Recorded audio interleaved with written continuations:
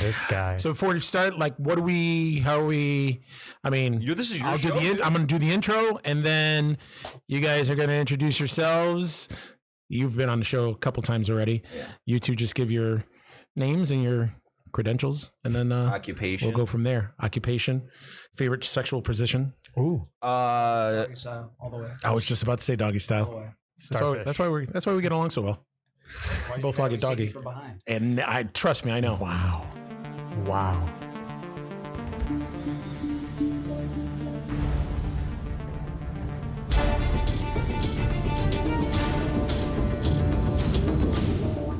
Hey guys, what's up? This is Mike. I can't even do it. I can't even do Micah. I can't even do him. I can't even do him. Crick. You know who this is? This is Eugene for the Terror Trio. Now we're going to be doing something a little different today. Both Drew and Micah are indisposed tonight. They're doing other things with other people at other venues. So I brought a few other people here to replace. Is replace a good word, or is it just no? It's a terrible word. Yeah, to pay a visit. Fired. This is just your way of telling them that you're fired. That's it. You've been replaced. Wow. By three people, and the three people I got here, it's awesome, guys. I think you guys will enjoy it. We got Peter. Yes, that's right. I'm Peter Vullo, host and programmer of Thursday Night Terrors. Yeah. Followed by Daniel Morris, the illustrator and graphic designer for Thursday Night Terrors. Well, you're more than that. You're a graphic artist, illustrator in general. Yeah, but I mean, that's okay. Yeah. And then last but not least, we got. My name is Marcus, and I'm but a Terrors fan who bought the first round of tickets this season and didn't even get a shout out on Facebook. I thought we were friends, Peter. Yeah, it's funny because I bought the second round, and I didn't get a shout out either. Yeah, I post about you guys all the time. What? I post about you, all of you, all the time. Not enough. Not enough. And you There's always just post no about pleasing. Daniel when he does something for you. That's not true. There's a picture of us together looking all cute. Probably holding his artwork. No, actually, no. No. Just stay neutral. Just stay neutral. He's Switzerland, or is it Sweden? Sweden, I think. Yeah, or is it both? I think they're different places, right? Well, they are different places, but are they both neutral? I don't know. I don't know them personally. Switzerland's the neutral one. All right. Thank you. Sweden's just got voice of reason. hot chicks. Dan is the voice of reason. Voice of reason. So are we the Gory Four? We are the Gory Four, or the Marcus and I talked about it. It was the Gory Four-y. Ken Forey would appreciate that. He would appreciate it. It's true. You love Dawn of the Dead. I do love Dawn of the Dead. And that guy's super fucking tall. He is. I met him. He's like, I know I'm short, but he's at least 1.5 feet taller than me. Now wait a minute. Is he taller than Candyman? Tony Todd? I've never met Ken Forey, so I don't know. But I'm just saying. I mean, he looked pretty tall in the picture with you. Tall, so I haven't been side by side with Tony Todd in a couple of years, so it's kind of hard to say. Okay. Awesome. It's true. All right, so the format's going to go pretty much the same as any other episode goes. We'll do some news to start. News. Man's and then after. Oh my God, this is how this episode's going to go. It's going to go awesome. I love trying to make the few fans that are coming back for this one feel like they're listening to Micah talk. Okay, yeah. Then you know what? You are Micah Light then for this episode. We'll call you ML. He has been looking pretty skinny lately. Oh, no. And his arms. So much shade. Yeah. So much shade. So much shade. So early too. So we'll start off. Let's see. We got are you any of you guys Mortal Kombat fans? I am. Yeah? Yeah. What about you two? Maybe. I know what it is. You know what it is? I feel that video games cause violence in real life. It's true. I feel like it's that's true. just not good. All right. Wow. Well, it's true. Well, Mortal Kombat is coming on. Inspired by video games. They're coming out with a new movie. Obviously, the old movie was out in 1995, I think, followed by a sequel in 1996 or 1997. So it's about time for a remake for another brand new iteration of it. So the producers behind it are stating that this time it's going to get a hard R.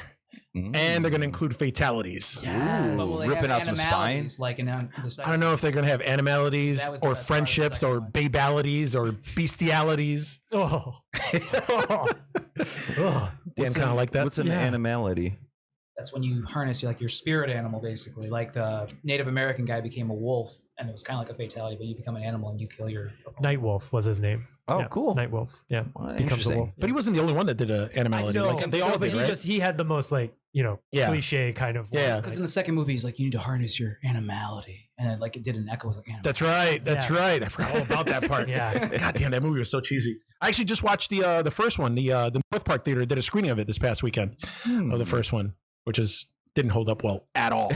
At all. Oh man. Oh, What is those it? It's, mid-90s movies. the they're Highlander, holding up. 95. You know, Gore yeah, the was extra Highlander. arms didn't look fake as shit. Christopher, what's his name? Lambert. Yeah, Lambert. Lambert. Yeah, playing Raiden. Lambert. Oh, Yeah. Lambert. He played Raiden, who was like an Asian character in the game, but So this guy's like, whitewashed. what was So he, like British? Swedish? Was he neutral? Yeah, he was neutral. I don't know. But Yeah. even worse than that, as far as whitewashing goes, John Wayne once played Genghis Khan in the movies. He did. There's that. That is All right, true. so on, Eugene. He did. That's not horror related. That's not horror at all. It's horror in its own way. Technically, Yeah. Now, Horrific. last episode we talked about the Universal Halloween Horror Nights they're going on and all the different houses that they're opening. They just added. It's not really a house, but I guess experiences. They're going to be doing Rob Zombie's Hellbilly Deluxe, and You could just go to Walmart, couldn't you? I guess. But then also they're doing a Zombieland Double Tap experience. Ooh, that'll be fun. Did you guys see the trailer for that one? Mm-hmm. I don't want to No. talk about it. Oh man. No, You're not into Zombieland? I try to avoid trailers. The second one looks like hot garbage. Wow. Man, Yeah, just going off of the trailer? I watched one trailer, Yeah. always the first one, and I don't watch anymore. Yeah, I didn't watch it, but I feel like it took a little too long to make that sequel. Oh, yeah. A little It too did. long. Now About the 10 most years that too I've long. It did. Yeah, but also like zombies had to kind of die out in popularity. You know, like when that movie came out, it Yeah. was kind of coasting along, and Yeah. like I feel like people are just getting too much zombies right now. So this is kind of nailing that perfect. I believe there is no such thing as too much zombies, but that's Even when me. There's 3 different Walking Dead TV shows going on. I would watch them all. You watch any of them? I just recently finished watching season 4 of Fear the Walking Dead. So Is that any good? Did it get any good? I stopped it. watching I really 4 liked episodes it. into season 2. season 4 of Fear the Walking Dead. Now Morgan from Yeah. the flagship series The Walking Dead popped in, and Yep. it's really great. There's a zombie hurricane in this one, so it's awesome. No, they really do it really well. It's not like Sharknado like bad. It's like, there's a storm coming. Yeah, that's horrible. It was okay, but yeah. So the zombies are just flying around. They smack in the car. They get stuck in the branches of a tree. It's pretty cool. I wonder how they came out, if they actually came up with that, because there's a sci-fi movie. Since Sharknado's over now, they're actually doing like Zombie Tidal Wave Oh wow. Oh, with God. Ian Ziering also in it. So, Wow, I don't know. Zombie tidal wave. That's pretty So cool. it's 90210. Was it you guys that talked about the Clownado thing, or somebody talked Yeah. about that? Yeah, we did talk about Clownado. That's pretty scary. Has anybody done any of those rooms that like Universal's like the double tap? No. Where's that? Is that L.A.? Yeah, Both. They have. I think it's at both. But Florida and LA. I'm always curious because like that double tap thing sounds pretty interesting. Yeah. If it's that like immersive experience, Yeah, where yeah. you might be like shooting at zombies or doing something else. Like, Yeah, they'll go and attack you, run away Yeah. from all that good shit. I feel like that just gets you in the spirit. No, I get it, man. Favorite time of year. So you're watching Fear the Walking Dead, but you couldn't make time for the first season of What We Do in the Shadows. Really? I don't have FX, and it's not you don't have streaming cable. anymore So What We Do in the let's Shadows show is Fear awesome. the Walking Dead. because I have Hulu when it's on Hulu. I could hook you up, man. Come over. We'll cuddle. It'll be great. Well, you There you just go. attacked me, I know, and but I now told You you. did attack him. I Yeah, made you this really known to did. you in private. Now I'm making it to you. He's doing the sandwich, the negativity sandwich. That's right. Yeah, I felt it. Yeah. I felt it a little bit. Now, did anybody see Scary Stories to Tell in the Dark? That opened up this past weekend. Nope. No. Did No, you? No, I didn't. No. I feel bad. Yeah, I saw it. Oh, how was it? Awesome. No, Can you give us a full it was review? the exact opposite of Yeah, awesome. No. And there's, you know what, and the only thing I can say is that it's, I don't know, I didn't really read all the books, Yeah. so I guess a lot of people that are a fan of the books like the movie. Okay. I didn't like the movie. I thought it was too slow paced. I thought it took too long to get where it was going. I didn't like 2 of the kid actors that were in it. I guess it's pretty faithful to the books in terms of Mike and Drew both put up a post on Facebook after they saw it, and I agree with them that it would have worked better as like an anthology, like a creep show type anthology, and it wasn't. I was just going to ask if it was an anthology. Yeah, no, it was more like Goosebumps. Oh, I Yeah, didn't see. yeah. didn't I see saw the Goosebumps. teasers and I thought, oh, that looks good. And then Yeah. second I saw the full-length trailer, I'm like, nope. Not at all. I saw a real Yeah. quick teaser of it. Looked like a was girl a had a several teasers pimple or or something. something. Like Yeah. a big giant. That was like, oh, That's like the best scene. That's the best scene in the movie. Yeah, no. I didn't like it. I mean, but I guess people are split. Either they loved it or they hated it. Man. I mean, I didn't care for it. I nodded off like 6 different times. Oh no! Which is Are you which is a okay? good gauge for me. Yeah, no, narcoleptic. Pulling a Drew. Yeah. For anyone who doesn't know me, I'm known for falling asleep during movies, but also Peter calls me a curmudgeon. So if I seem like someone who's just knocking every movie down, that's because I don't like most things. There you Guillermo go. del Toro, he Produced produced it, it. yeah. Okay. Yeah, and then Man. Andre Ovidal. Yeah, that sounds right. Yeah. Yeah, he He's directed got it. his last name is that O with the slash through. Yes, it. Yeah. yes, and I think that's Swedish also. Yeah. I'm coming. That's- to a It's all about realization- Sweden today. I'm not a All about Sweden. Or All right. Switzerland. please. Yeah, and then also it's I hate fucking movies that go and set it up automatically for a sequel, which the ending totally did. Yeah. Like it's kind of like the producer's telling you, you know what, you're gonna come see the sequel Yeah. if we make it. So Do you know we're if gonna it leave it made- open-ended. Do you know if it made enough money to warrant a sequel? I know it opened. I know it did like a $21 million weekend, so It it had to. opened Yeah. pretty well. Yeah. It opened above projections. Yeah, it's got brand nostalgia too. Exactly. You know, what I mean? Yeah. And most So- horror doesn't get that big of a budget. So, Right. No. statistically, it should Yeah. make its money back. And it Yeah. clearly does because horror always does gangbusters true. at the opening Yeah. weekend. And then that's where it starts to dovetail Yeah. off. Well, But- maybe we'll expect a sequel in like 10 years or something. That'd be good. But I mean, don't get me wrong. I mean, the monsters were awesome looking. I just said it. Yeah. The practical effects and some of the CGI, it was kind of like seamless. There was one monster in there that looked kind of cheesy, but the rest of them pretty faithful to all the illustrations from the Yeah. books. Did you happen to notice during some of the CGI, like the flickering of lights? Because I've been noticing that a lot Mhm. lately in horror. Whenever it gets really CG, they want to just flicker lights and all that kind of Stranger thing. It's a So you trick, have a so seizure? that way you don't see like the little errors. Like Yeah. they did that. Like if you notice, like Jurassic Park, like the original Jurassic Park, it would always like rain. Yeah. So that way they can cover up all the Yeah. little mistakes on the CGI. Yeah. Question, Eugene? Yes? Did you feel that like it was PG-13? Like, was that apparent? Like that it was clearly It's clearly soft? PG-13. Yeah. Yeah. I feel like people go into seeing a newer movie, a new horror, and as soon as you see PG-13, it's very hard to get past because they're Yeah. working within like PG to PG-13 Yeah. rather than R, and then dumbing it down to PG-13. Yeah. So you don't get as much. Like, that's so No, frustrating you because can definitely feel it. Yeah. I fucking hate Did PG-13 anybody horror else movies. see that movie Ma that came out earlier? Yeah, No. I saw it.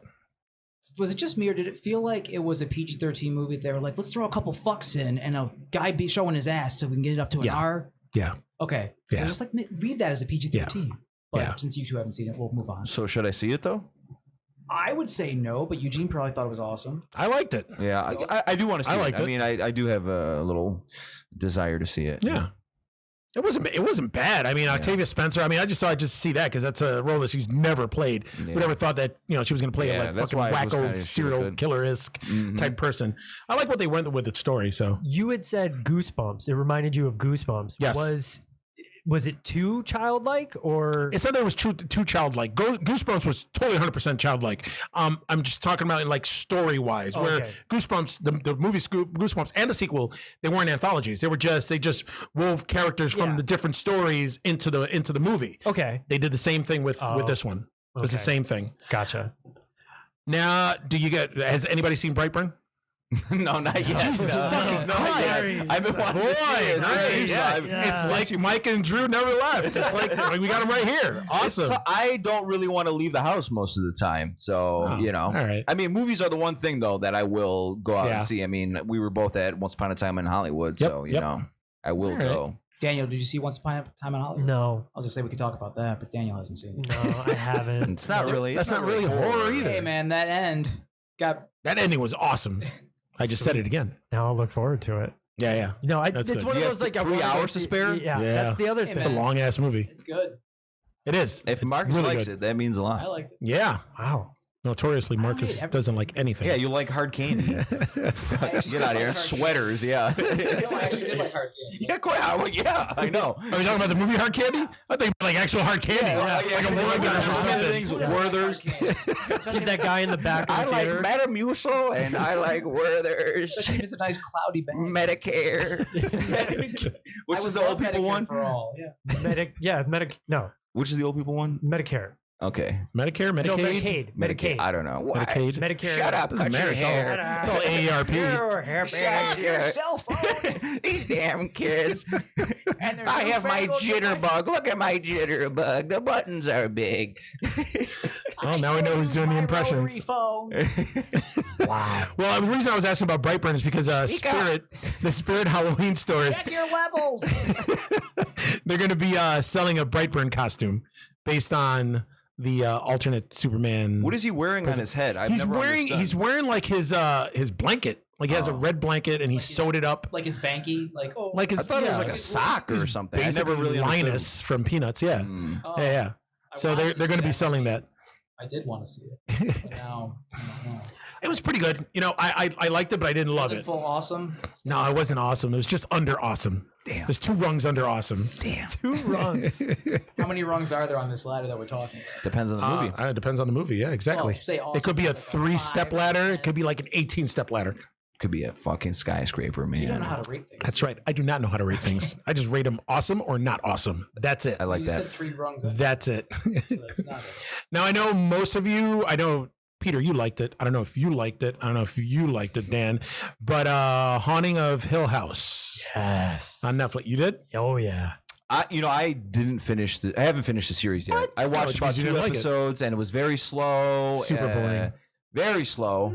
And I'm like, what are these characters doing? When am I going to start caring?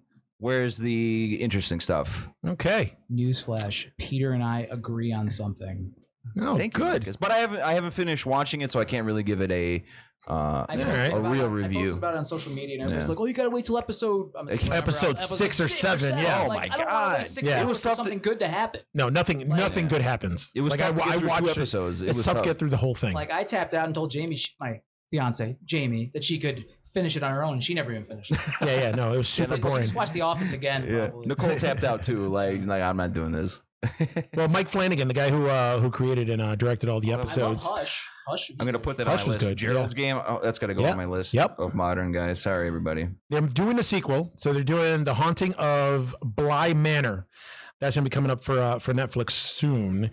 He said that this sequel is gonna be much scarier than Hill House, Oh, cool. which happened in is the first not few episodes? saying a lot because, Wow. I mean, Dan, what did you like about it? So the storytelling, the fact that they were just talking about it in a different podcast, Shockwaves. They talked about the hauntings episodes and like all that stuff, and I thought they touched on something really crucial whenever you're doing a haunting thing. It's not necessarily about the ghosts and the scare. It's about the using that as a catalyst or a jumping off point for telling a bigger story, like Right, the same goes for Devil's zombie Backbone. movies too. But Devil's Backbone, I mean, like you think the whole time that it's going to be about like the scary kids and it's an orphanage, and then it's actually a story about like family and like all this. But like, yeah, who wants to? Like it's trying to get a little bit deeper, and it's showing that there's some levels to like horror, and like it's not usually the scary thing is actually not. It's humanity it's turning. It's a mirror, right? We are the Walking Dead. So that's how I looked at that. Was like this was clearly a show that was talking about grief. It wasn't necessarily about scary things. Yeah, but it wasn't entertaining.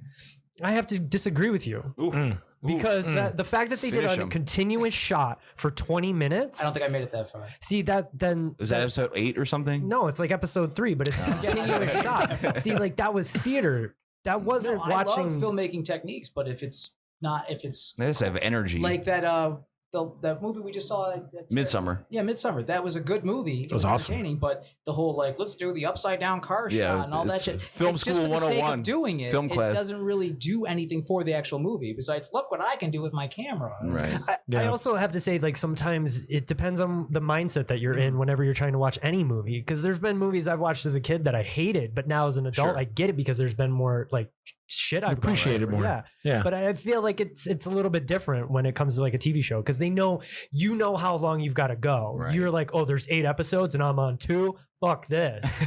When's it gonna get good? See, that's the hard part. You know where it's gonna end, and you want it to get there in this amazing way. I just want something to happen to grab me and be like, hey, you need a hook. Stick around. Yeah. Well, it doesn't work for everybody. No. Yeah. So I guess it was a hook for me. No. So.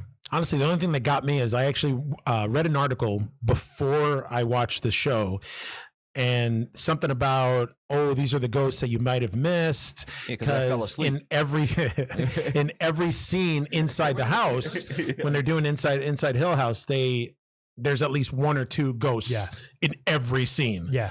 So that's the only reason I watched it.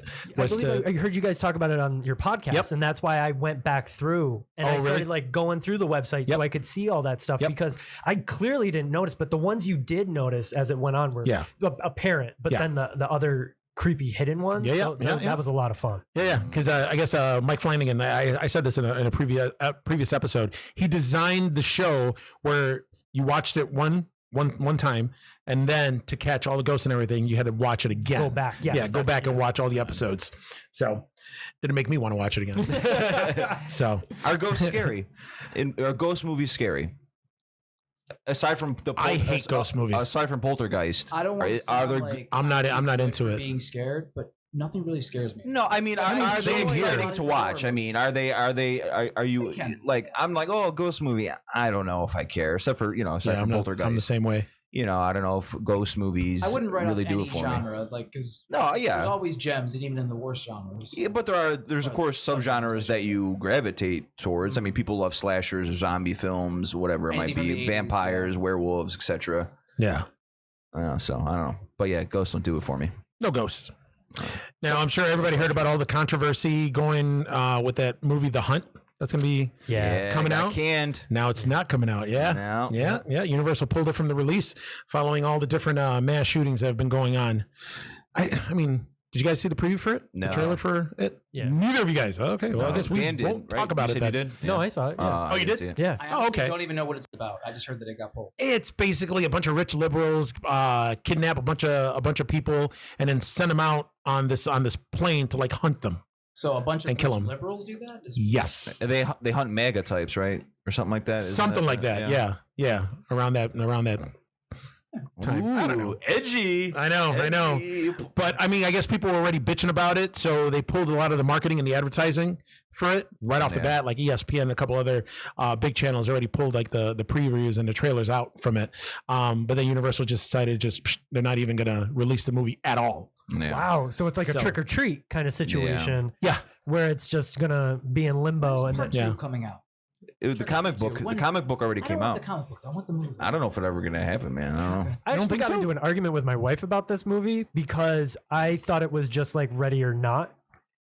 Yeah, because the way it was described was, oh, they're hunting people, and I was like, Ready or Not, or like, because I couldn't think of the name of the movie, and I'm like, yeah, it's the one about the marriage, and she's like, no, they're hunting people. I'm like, yeah, the one where they're getting married. And she's like, no, the hide and seek back and forth. She was talking about surviving the game with Ice-T, right? No, she was talking about Ready or Not, the other movie that's coming out. But like this one got this got pulled. And I don't know. House that Jack built. What? The House that Jack built. Yeah. That's actually on cable right now. Speaking of chores, when is that the version that we saw going to come out on Blu-ray of the House that Jack built, the director's cut? I've been waiting waiting. Yeah, I don't know. I mean, it's already on cable, so it should have already come out. Is it the director's cut? No, it's an R-rated cut. I'm not watching it, Eugene. All right, Jesus Christ! I don't even know what you're yelling at me for. Just blow up the... He did. Wow. Sorry, Pat. Hit it into the red. I'm not sorry, Pat. Wow. East Coast versus West Coast. Oh, shit. Here we go. It's Biggie and Tupac all over again. Shit. Last piece of news I got. I just read an article. I guess Chapter 2 is going to be coming out soon. Did you know that the kids, they're going to be using the CGI de-aging stuff to de-age the kids in the sequel? The kids looking too old? The kids are looking too old, yeah. A couple of the kids actually got like super big. Like the one, the main kid, the one with the stutter, Georgie's brother. He ended up like sprouting. Wow. The girl ended up looking the same. The kid that ended up like breaking his arm, he grew. Wow, cool. So, because he was actually in Shazam. Yeah, Haven't seen I've that yet. seen that. Yeah. So yeah, they're de-aging them, and then that's the first time that they've used that technology in a horror movie. I didn't So even that's realize pretty the cool. kids were going to be in this one. I figured it was just going to be them as adults. Yeah. Or done flashbacks, Did you see the probably. first trailer? Uh, oh no, the no. first trailer was the Yeah, I did. I scene saw with the the old older lady. girl with the Yeah, old yeah. lady. I That's saw the right. first That's right. trailer, and that's when I said I would do the first. You trailer, and want that's some it. tea? All right. It's really weird that they're doing that. Like you thought they would have like B stock. Or with the they would have, kids. or they shot they it all would at have once. shot it all at once. right? Yeah. Like, Well, if They they knew- knew what they were doing. Well, they said the end of chapter 1 at the end of the movie. So Yeah, like yeah. clearly They they knew it knew was what the coming. They fuck knew they were coming. doing. They were doing Yeah. chapter 2. Like, come on, guys. But Yeah. you know, I'm not the only one here who didn't like the first one. You probably are. So really, Yeah, man. see yourself out right there, bud. I have a rule. It's flexible a little bit, but 9 times out of 10, a horror movie should not be over 2 hours long. There are very few horror movies that Wrong. name 3 that are over 2 hours that really make Dawn of the Dead. boom. Dawn of the Dead. Well, you put The Shining. Yeah, Is The Shining over 2 hours? yeah, it is. House of Jack built. Well, I'll Wow. look at Director's the first cut. 2, but the Director's House of Jack cut. Built could have been an hour and a half and would have been just fine with me. Well, that's my opinion, Marcus. And everybody's entitled to it. Man, the sodium level in this room is so high. That's what I bring to this. So salty, so salty, salty. salty Marcus. Damn. It's true. All right, well, I mean, that does it for the news here. That's all we got in horror for this week. We're going to get right into what we were about to talk about. I mean, we were brainstorming last night over what today's subject was going to be, and we came to the conclusion that we were going to talk about our favorite horror directors. Ooh. Well, Peter So- has a list, so maybe he should start, or maybe Daniel Peter- should start just in case one of his is on Peter's list. Well, no. I mean, let's set some. We're all going to talk. Yeah. It really doesn't Yeah, but you guys usually matter. go around the table like, oh, you go first, you go second. Well, they're not You're here. right. Yeah, they're not here. Okay, free for all. Let's do it. We're the Gory This is Four. the Gory Four. All right, Gory for you. Well, no. I would Which one's say. unite? I would say we should build a foundation of like, well, what, who, I mean, how do you consider what the great horror director is? Like, what amount of movies do you need? What amount of great movies do you need? Well, I mean, that's debatable. I'm talking like, What amount of passable movies do you need? so is it like, it's got to be more than 2, I would say. You have to have more than 2 Yeah. movies. I'd say at least a few, because you have to have one masterpiece, you know, a couple good ones and like a shitty one, you know, at the minimum. So I would say minimum a handful of movies, you know what I mean? Mm-hmm. To have a body of work that you can compare to others. So that was sort of what I was going into, you know what I Okay. mean? Having a nice, you know, thick filmography. How would you spell it? Thick, THICC. You're damn right, with spaces in between That's each what I'm letter. talking about. That's what I'm talking about. And periods between each letter. I don't know if I would do that much, but Well, you know. I like the spaces. All right, man, kick it off. Well, so I can't pick. So my idea wasn't to pick favorites. It was just to discuss who are the greats and how do they compare to one another, maybe movie to movie. You know what I mean? Like, who knows what happened? But obviously, I'm going to mention. Who should I mention? Your favorite. No, I don't want to pick favorites. I don't think that's Go with the first one that comes to George your mind. Romero. Knew it. Oh, George God, A. that was obvious. Romero. Obvious. You knew they was going to Obvious. say George Romero.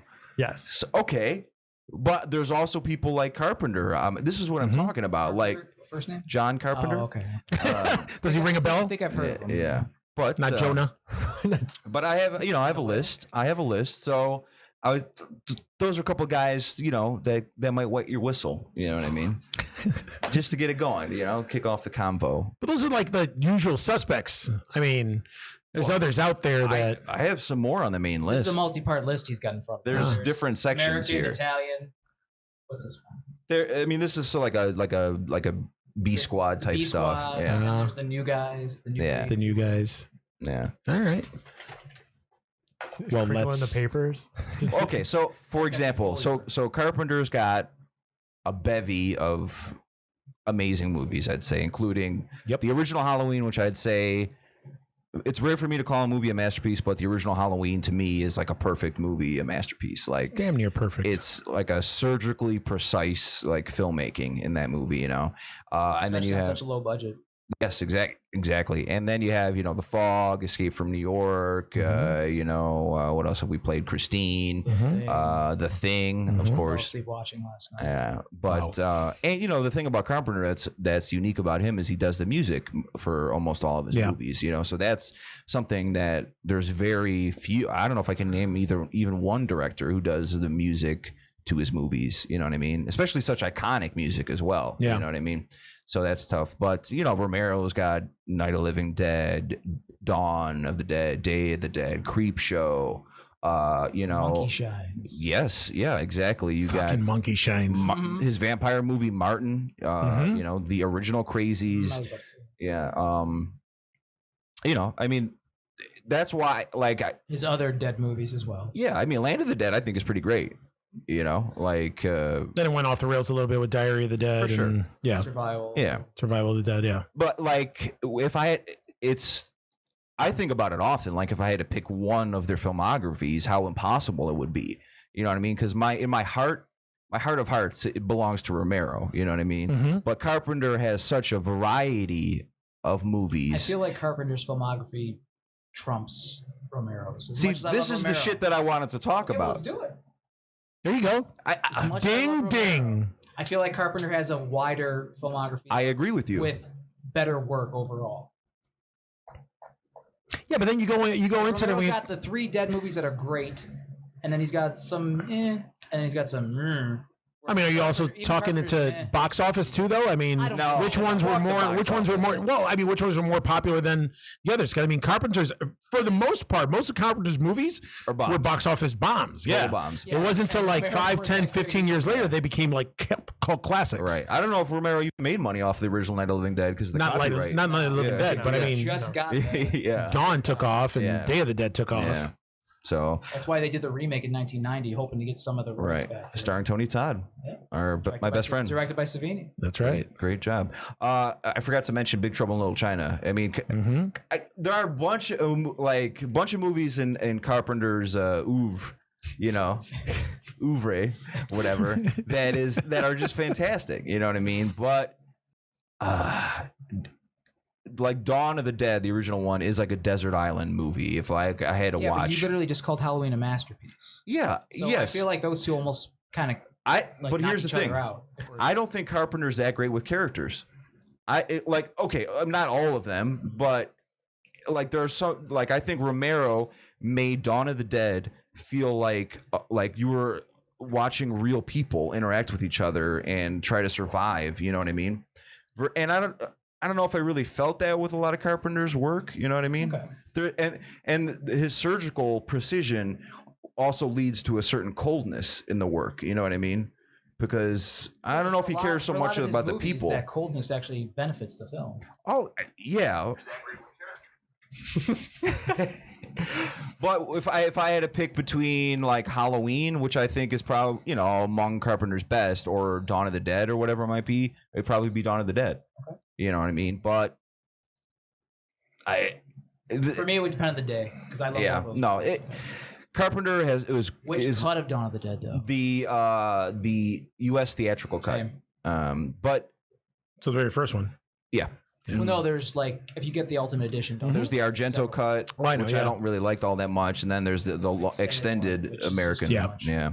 But Carpenter is more versatile, and he's got a different flavor of movies, genre wise. A lot of his movies you could just rewatch all the time, But Romero, there's something special to me, and I don't know if I can pinpoint exactly what it is. You know what I mean? But his movies make me feel like I can live in them.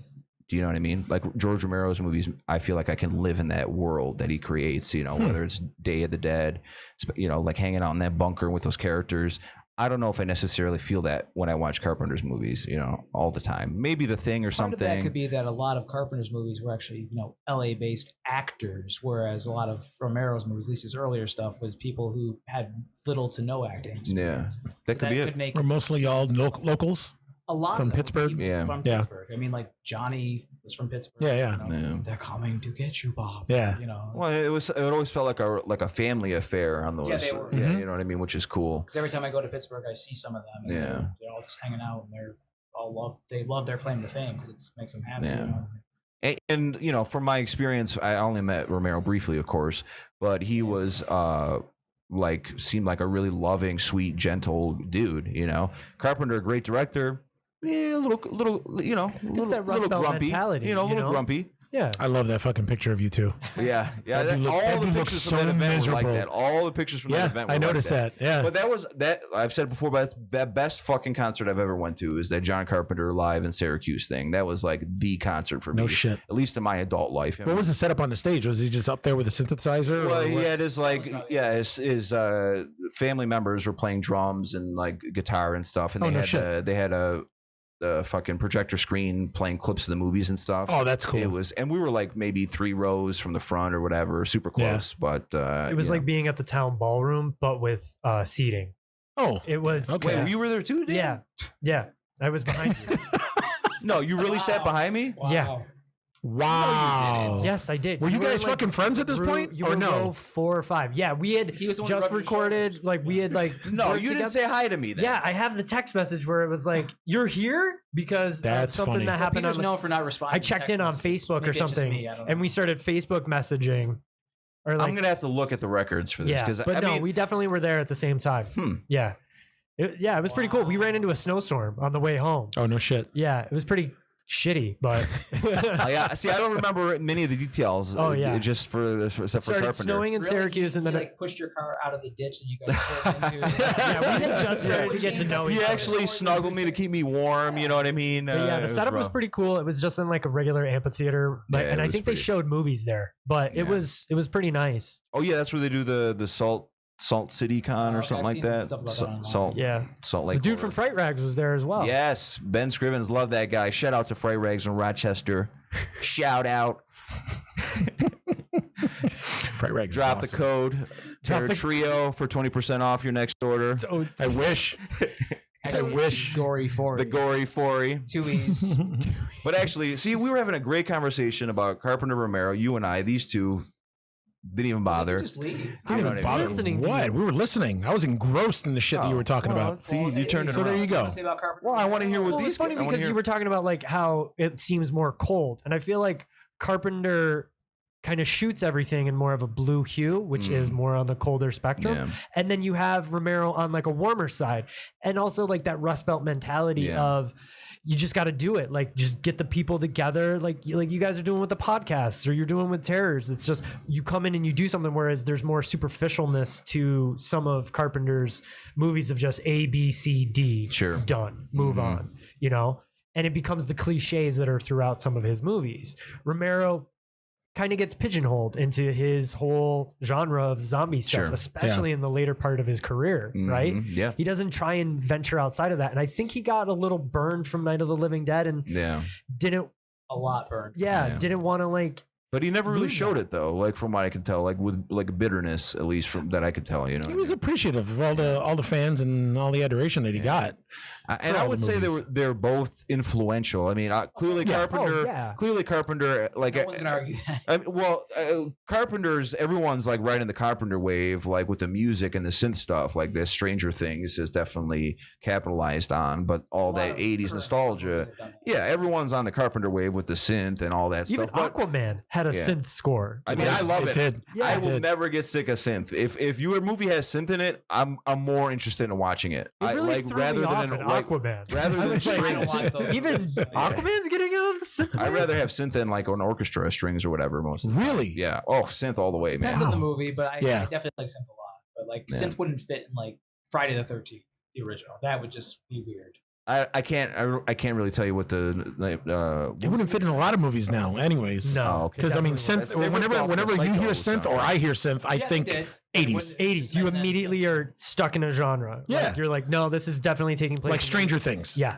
Yeah, but it's awesome. Oh yeah, No, it is awesome. No, but it's definitely like you listen. You know, to it's a copy of a copy at this Yeah. point, but I'm totally cool with that. You know what I mean? you But listen to give me more. synthwave on any like Spotify playlist or anything, you're immediately taken back to an easier time. You know, like you knew The Reagan when- era. Yeah, yeah, and that's it. what it is. It's nostalgia. Like Trickle you just want to down know like where it was going to economics. go and how it was going to be. but in Romero's influence, obviously, he created an entire genre of zombies. You know, you have like, you know, The Walking Dead when it was hot. It was like the biggest thing in pop culture. It was completely influenced by Romero. You know what I mean? There's like slew of zombie movies that are just Romero set the rules. Evil. Yeah, I mean Romero set the rules. You know what I mean? Yeah. And that's, I mean, those are the guys. If I have to, like, you know, I want to stay on this because I want to hear what like Eugene and Dan think more about it. But like, okay, go on. But I was just going to mention, like, David Lynch. You know, like to me, David Lynch is a horror director. He's not in a really, 100% horror. Yeah, that doesn't. 100%. I don't think of David Lynch as a. I think David Lynch is on a pedestal all on his own. Like he has his. There's a reason that things are called Lynchian for a reason. Sure. Because he's in a class all by himself. It's not drama. It's not horror. It's not comedy. It's fucking weird. It's what it is. But that begs the question, how do we define horror? Ooh, I love that question. Like, I love that question. When Silence of the Lambs won Best Picture, everybody's like, well, it's not a horror movie. It's a thriller. No, it was a horror just movie. a way to make horror sound. Is a thriller really just a horror movie, or what makes it a thriller than a horror? I don't have an answer to that question. I think a thriller is more like suspense. You know, you get, you know, it elicits that feeling of dread, but it's not. No, horror. Halloween. Those are elements. Those are all sub elements of horror. I would say there's sub elements of horror, but it's not horror. We're horror. It's under the umbrella. A thriller basically it gives you the sense of dread and everything, but no payoff. You don't see anything. You don't see the after effect. Like you may see somebody stalking somebody, but you don't see what happens afterwards. Whereas like in horror, are you saying somebody stalking somebody? If you see murder, that makes it not at all. You don't see the murder. It's no. Sure. I don't think you need to see the violence or gore for it to be horror. I like totally disagree on that one. Really? Yeah. I don't think you need that to make it a horror movie. What do you think, Daniel? I think it's super interesting because this is such a hard discussion. I've had it with people that don't like horror because I've always been trying to be like, why would you talk to them? Yeah, that's the thing. Because you're trying to get them into it. Because then you start arguing like, well, what is Psycho? Is Psycho a horror movie or is it a thriller? And then I came to the conclusion after just years of having this debate that horror is that upper genre. Yeah. And then there's all these subcategories within that because it's the only way to make sense to like the common person. Whereas like you and I would be like, no, fuck that. Yeah. This is how it is. But because we've grown up and like we've just been engulfed in this horror genre and like it's exactly what you guys were saying to me of it's that elitist idea of no, it's not. Silence of the Lambs is a thriller suspense film. Yeah, because they have to. Because they need to. Well, that's what Eugene is doing with David Lynch, saying that. Oh, he's too good for horror. True. I'm not saying it's too good for horror. I'm just saying he's that on a level of his own. You know, so he totally can't hang with Lynch. All right, what's David Lynch's most horror film? I was just about to ask you that same question. Eraserhead. That really, Eraserhead. I don't see that horror film. I don't see that. The dude. Okay, so it's a domestic horror film. All right, so Henry Spencer lives in a post-apocalyptic landscape, right, with all these like industrial steam buildings and everything. He's got a little apartment. His girlfriend says, "I'm having a baby, but I'm not sure it is a baby," right? And so she has the baby, and it's this little mutant freak creature that he's got in the house, and it's wailing at all hours of the night. You know, the dude didn't want a kid or whatever it might be, and suddenly now he's got a kid, and it's like a mutant in his house. You know what I mean? And the girlfriend's living there, and he's just is filled with dread. He lives in a violent world. He lives in a violent world. There's people getting murdered outside of his apartment. He can see in the window. You know, and then he ends up killing his baby, like, you know, with scissors. Sounds like wish fulfillment. Yeah. Okay. I mean, and then so I and that movie freaked me the fuck out when I first watched it. Oh, yeah. I heard it was a cult classic. Yep. And so at the time, I thought cult classic meant campy, right? And then so I watched Eraserhead all by myself at like 3 o'clock in the morning. You're thinking like Pink Flamingo. Yeah, exactly. That's what I thought. God. So at the time, that's what I thought like cult classic meant. Yeah. And so I watched it, and it freaked me, like profoundly freaked me the fuck out. Where like I almost wanted to throw the DVD out. You know what I mean? There's a whole sequence of the lady in the radiator. That's I mean, she's on my phone right now. Like here, I got all these fucking notifications, but hold on. How do I get rid of these? Just swipe left. Might help if you actually answer people's text messages. Wah, wah. Oh, what, my fucking girlfriend? Sometimes I feel like Yeah. So I mean, that's a horror. Lady in the Radiator is a horror icon to me. You know what I mean? And there's all that stuff. Everything that happens in the movie is filled with that dread. I think dread is part of horror. It doesn't have to. Dread doesn't have to be in every horror movie, but dread is an element of horror. You know what I mean? Just like as it is in real life, dread. You know, to me See, I agree is with horror. you, but I don't know how I feel about Lynch being horror. Yeah. Okay, may I have another example? That's one movie. I think it's hard to put him in a category. It is. Another I example. feel like he transcends the genre. Oh, honestly. please. The genre is very, it's all encompassing. But there's that scene in Mulholland Drive. The man behind Winkies is the name of the character when they go to the dumpster and the man behind Winkies comes out, the homeless person. That scene scared the fuck out of me. That is a more effective scare than a lot of the shit that I've seen that people consider like, oh, But that's one scene, a small scene in a whole is movie. filled with dread. There's more scenes like that. I'm just saying as That's drama. yeah. You know, I mean, that's not. No, I'm not taking it. I'm not trying to put it into a category of drama, but that's what that is. It's that buildup. It's that suspense. Yeah. I guess I don't look at Would that you even as. say it's thrilling? Ah. no, he's totally a horror guy. Okay. He's totally making horror movies. You know, I don't know. we haven't even defined what a horror movie is. I think it's too hard. I think it's That's way why too I'm hard. saying that if I feel like Lynch It's is all his up to the own viewer. genre within horror. But That's I- fair. I feel Yeah. like that's better. We could do that. Yeah. it's like a nightmare logic. Yeah. All of his movies, Nightmare. You know, there's that. I would consider that a And horror. Speaking of nightmares, Yeah, well, he's not. You know, I think more people. that would have been like, a great segue to number 3. I'm still on Lynch. Total I'm still segue. on We only have Lynch. so much time, and your list isn't the only list around. The last episode was like 2 hours. You're right. It was an And we hour talked and about one 34. movie. Yeah. Yeah, but no one listened to that. Lost Highway. Oh, wow. Lost Oh, Highway. shit. That's a horror movie. Lost Highway. Lost horror Highway is movie. not a horror movie. The I'm dude sorry. chops up his girlfriend. I'm They show footage sorry. of him chopping I'm up his sorry. It's got girlfriend. Lost David Highway. Bowie in the soundtrack. Lost Highway, Come on, Highway is man. not. I'm sorry. It's a horror movie. It is not a horror movie. Why is it a horror movie? Mystery Because Man- Robert the Blake Mystery is Man everywhere. He's He's terrifying. just showing up with his white face. Call your house. Yeah, call your house. Hey, I'm in And your he's house. there. Hey, I'm That's on the phone. fucking Hey, turn terrifying. around. I'm right there. The dude has like Beretta. The dude Get outta has here. an existential Did he crisis. kill someone in real life? Yeah, he kills. He did. He killed his wife or something. I thought so. Yeah. That the character has an existential break with reality because he killed his wife and now he's on death Yeah. row and he literally becomes another person to try to deal with the guilt of that. You know what I mean? So Lynchian. So Lynchian. I'm sorry. I'm sorry. So, Well, that got heated. Really Yeah. quick. Wow. Didn't know You were that very. David You were Lynch was very. Yeah, I didn't know that was. Yeah, that's your trigger right Twin there. Peaks Fire Walk with Me is a horror movie. Oh, that movie's garbage. You're out of your fucking mind. Jesus It's one of the Christ. finest movies. One of the best. One of the best. Cheryl Lee gives a brilliant performance. She should have got a fucking Oscar for Laura Palmer. That I've role only of seen Laura the Palmer in first that movie. episode of Twin Peaks. You I'm know, talking about the movie. I'm I know, talking. he's talking about the movie, but yeah, no. I just don't watch TV. Maybe No. it's because I have a Listen, I've seen Fire Walk with Me. Actually, Fire Walk with Me was the very first movie I saw here when I moved to Buffalo.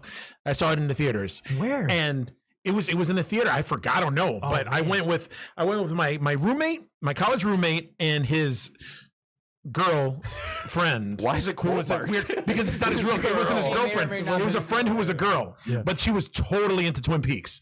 So I watched that movie. I left that movie going, "What the fuck?"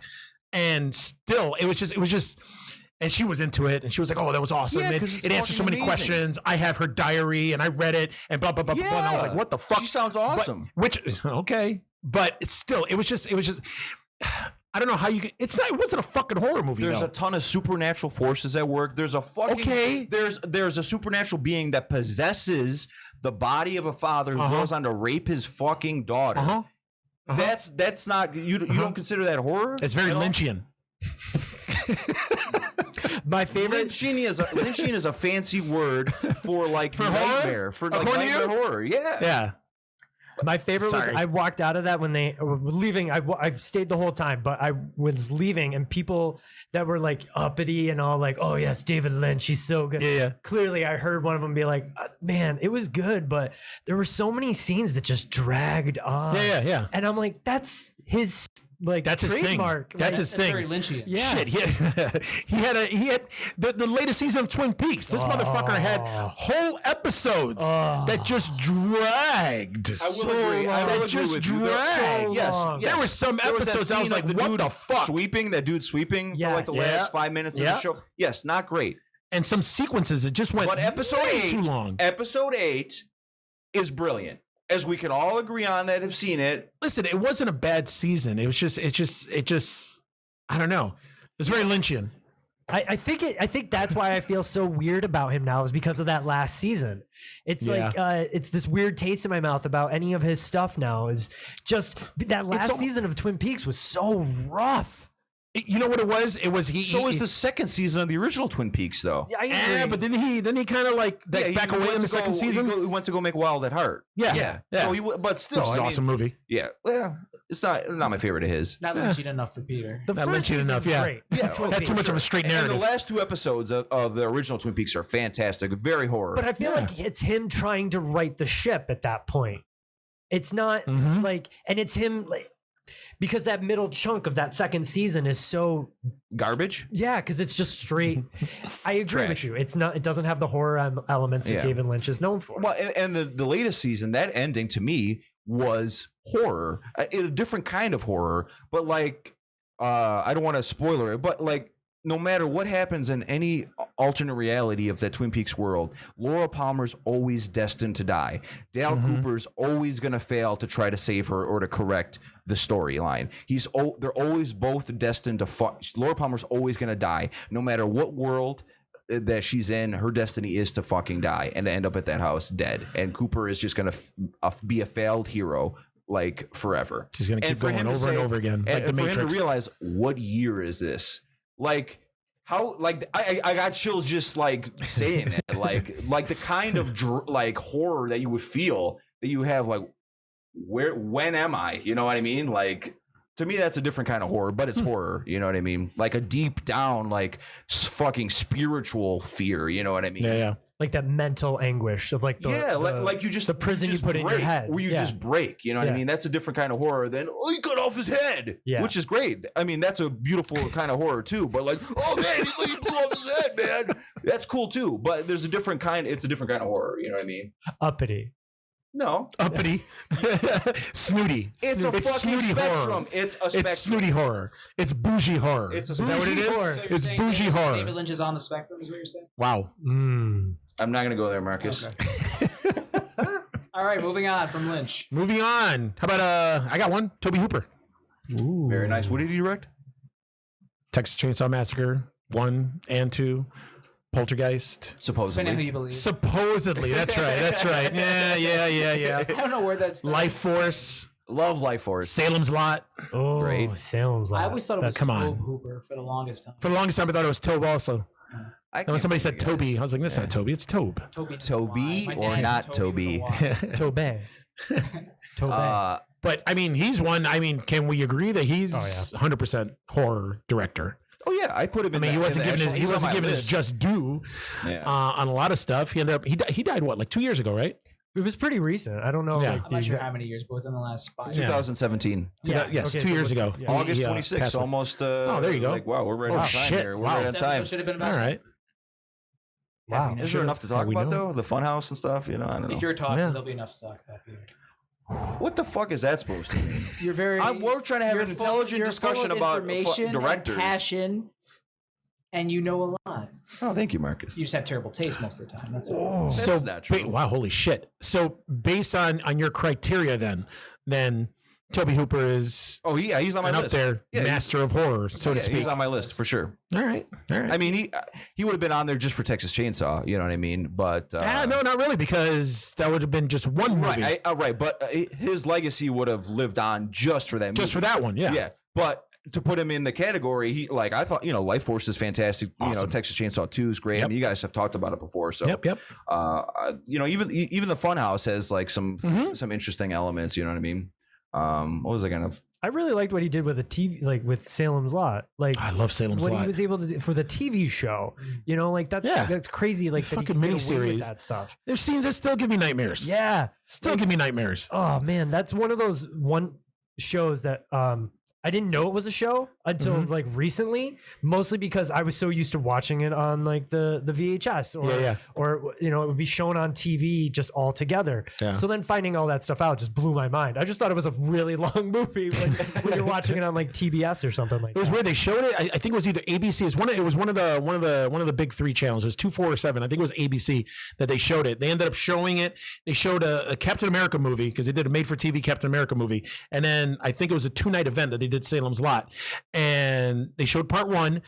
And then the next night they showed part 2, but it was one of those things where my dad, of course, you know, I've talked about it a million times. He's the one that got me into horror, and we watched it. And I swear to God, that miniseries fucking it traumatized me for years. And also, I mean, if you think about it now, it's one of the only like made for TV movies where they actually like killed kids on screen. And you saw kid vampires, and like those were like the freakiest scenes too. Like that one scene with the one kid scratching on the window, let me in. That fucked me up. And also the scene where the gravedigger goes in and pulls the kid out, opens the casket, and then all of a sudden the kid comes up and fucking bites him in the neck. Like that was it was intense. Traumatizing, intense shit. Yeah. You know, and then Mr. Barlow looks like Nosferatu with a blue tan.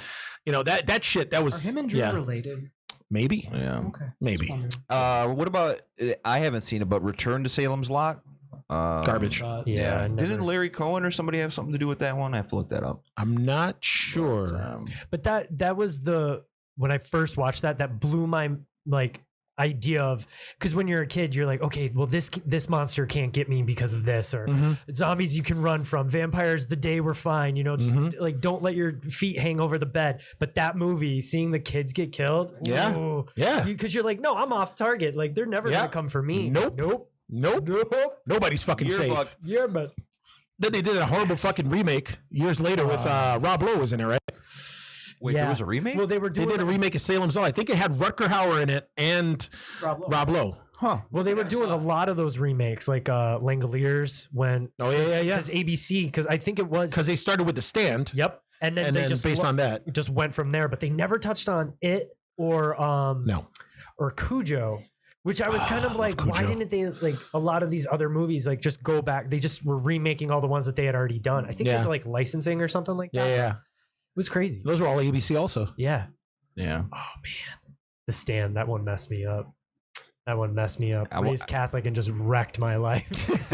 I'm looking forward. Yeah. I'm looking forward to the new one, the new adaptation on the CBS All Access. Which I gotta say, with these fucking streaming services, that's ridiculous. I'm gonna tap out. Like, there's a point where like I don't care how much exclusive material these. Listen, I'm all about getting things legally, but if you gotta get an Amazon Fire Stick and watch it that way, do it for sure. I might do it just for the Stand, but other than that, like, they're saying that piracy's back up because of this. Yeah, because it's getting too ridiculous. That's why we dropped cable. Yeah. Why am I going to pay, $12 a month for 5 different? What services do you have?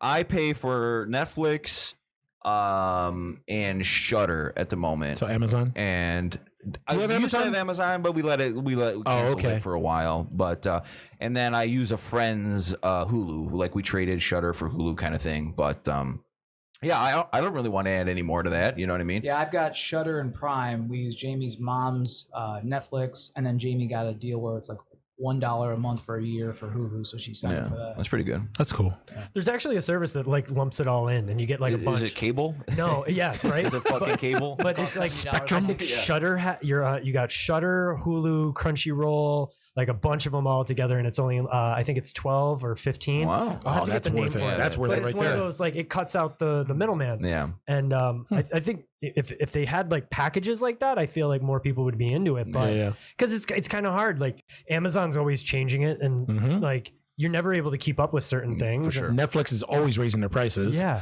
You know, then we got Disney Plus coming out. Nah. Then CBS has their own thing. Warner Brothers is coming out with their own streaming app. It's ridiculous. It's ridiculous. It's all gonna crumble, man. Eventually. The planet's dying, and we wouldn't have. Nobody really has much time. This is but a horror podcast. Let's not get too Isn't that fucking horrifying? Let's not get too that's Lynchian. under the umbrella. Yeah. Oh man. But anyway, all right. Well, that was mine. I mean, I got a couple other directors, but I mean, Dan, who you got? Mine was is Wes Craven. That like when we started talking about it, it is Wes Craven. Mostly because kind of going off of the idea of the spin-offs from Last House on the Left. Because you can go from this guy was able to span 3 decades. Yeah. With Last House on the Left in the 70s. Then you get to Nightmare on Elm Street in the 80s and Scream in the 90s. And he changed horror with Nightmare and Scream. I mean, that changed the game up. With I will those two have movies. this argument until the day I die of how, or discussion rather, about how The Hills. I hope I disagree with you so we can do it. The Last House on the Left is basically I Spit on Your Grave is just a spin-off of the Last House on the Left, because the idea is, what if instead of the father getting revenge, the girl that gets killed gets revenge? Whoa. And there's all these sub ways to kind of connect it all back to what he was able to do in the 70s, and then even watch what he does in the 80s. Now you all of a sudden have this mythological beast that comes in and like terrorizes kids' nightmares, and then you just see all these different piggybacks off of that. And then in the 90s it's again with the I Know What You Did Last Summer. Yeah, I think Scream is the one that got the most fucking copycats. Yeah. Like, But it's so consistent. So I think 90s. that he's able to reinvent himself, and he always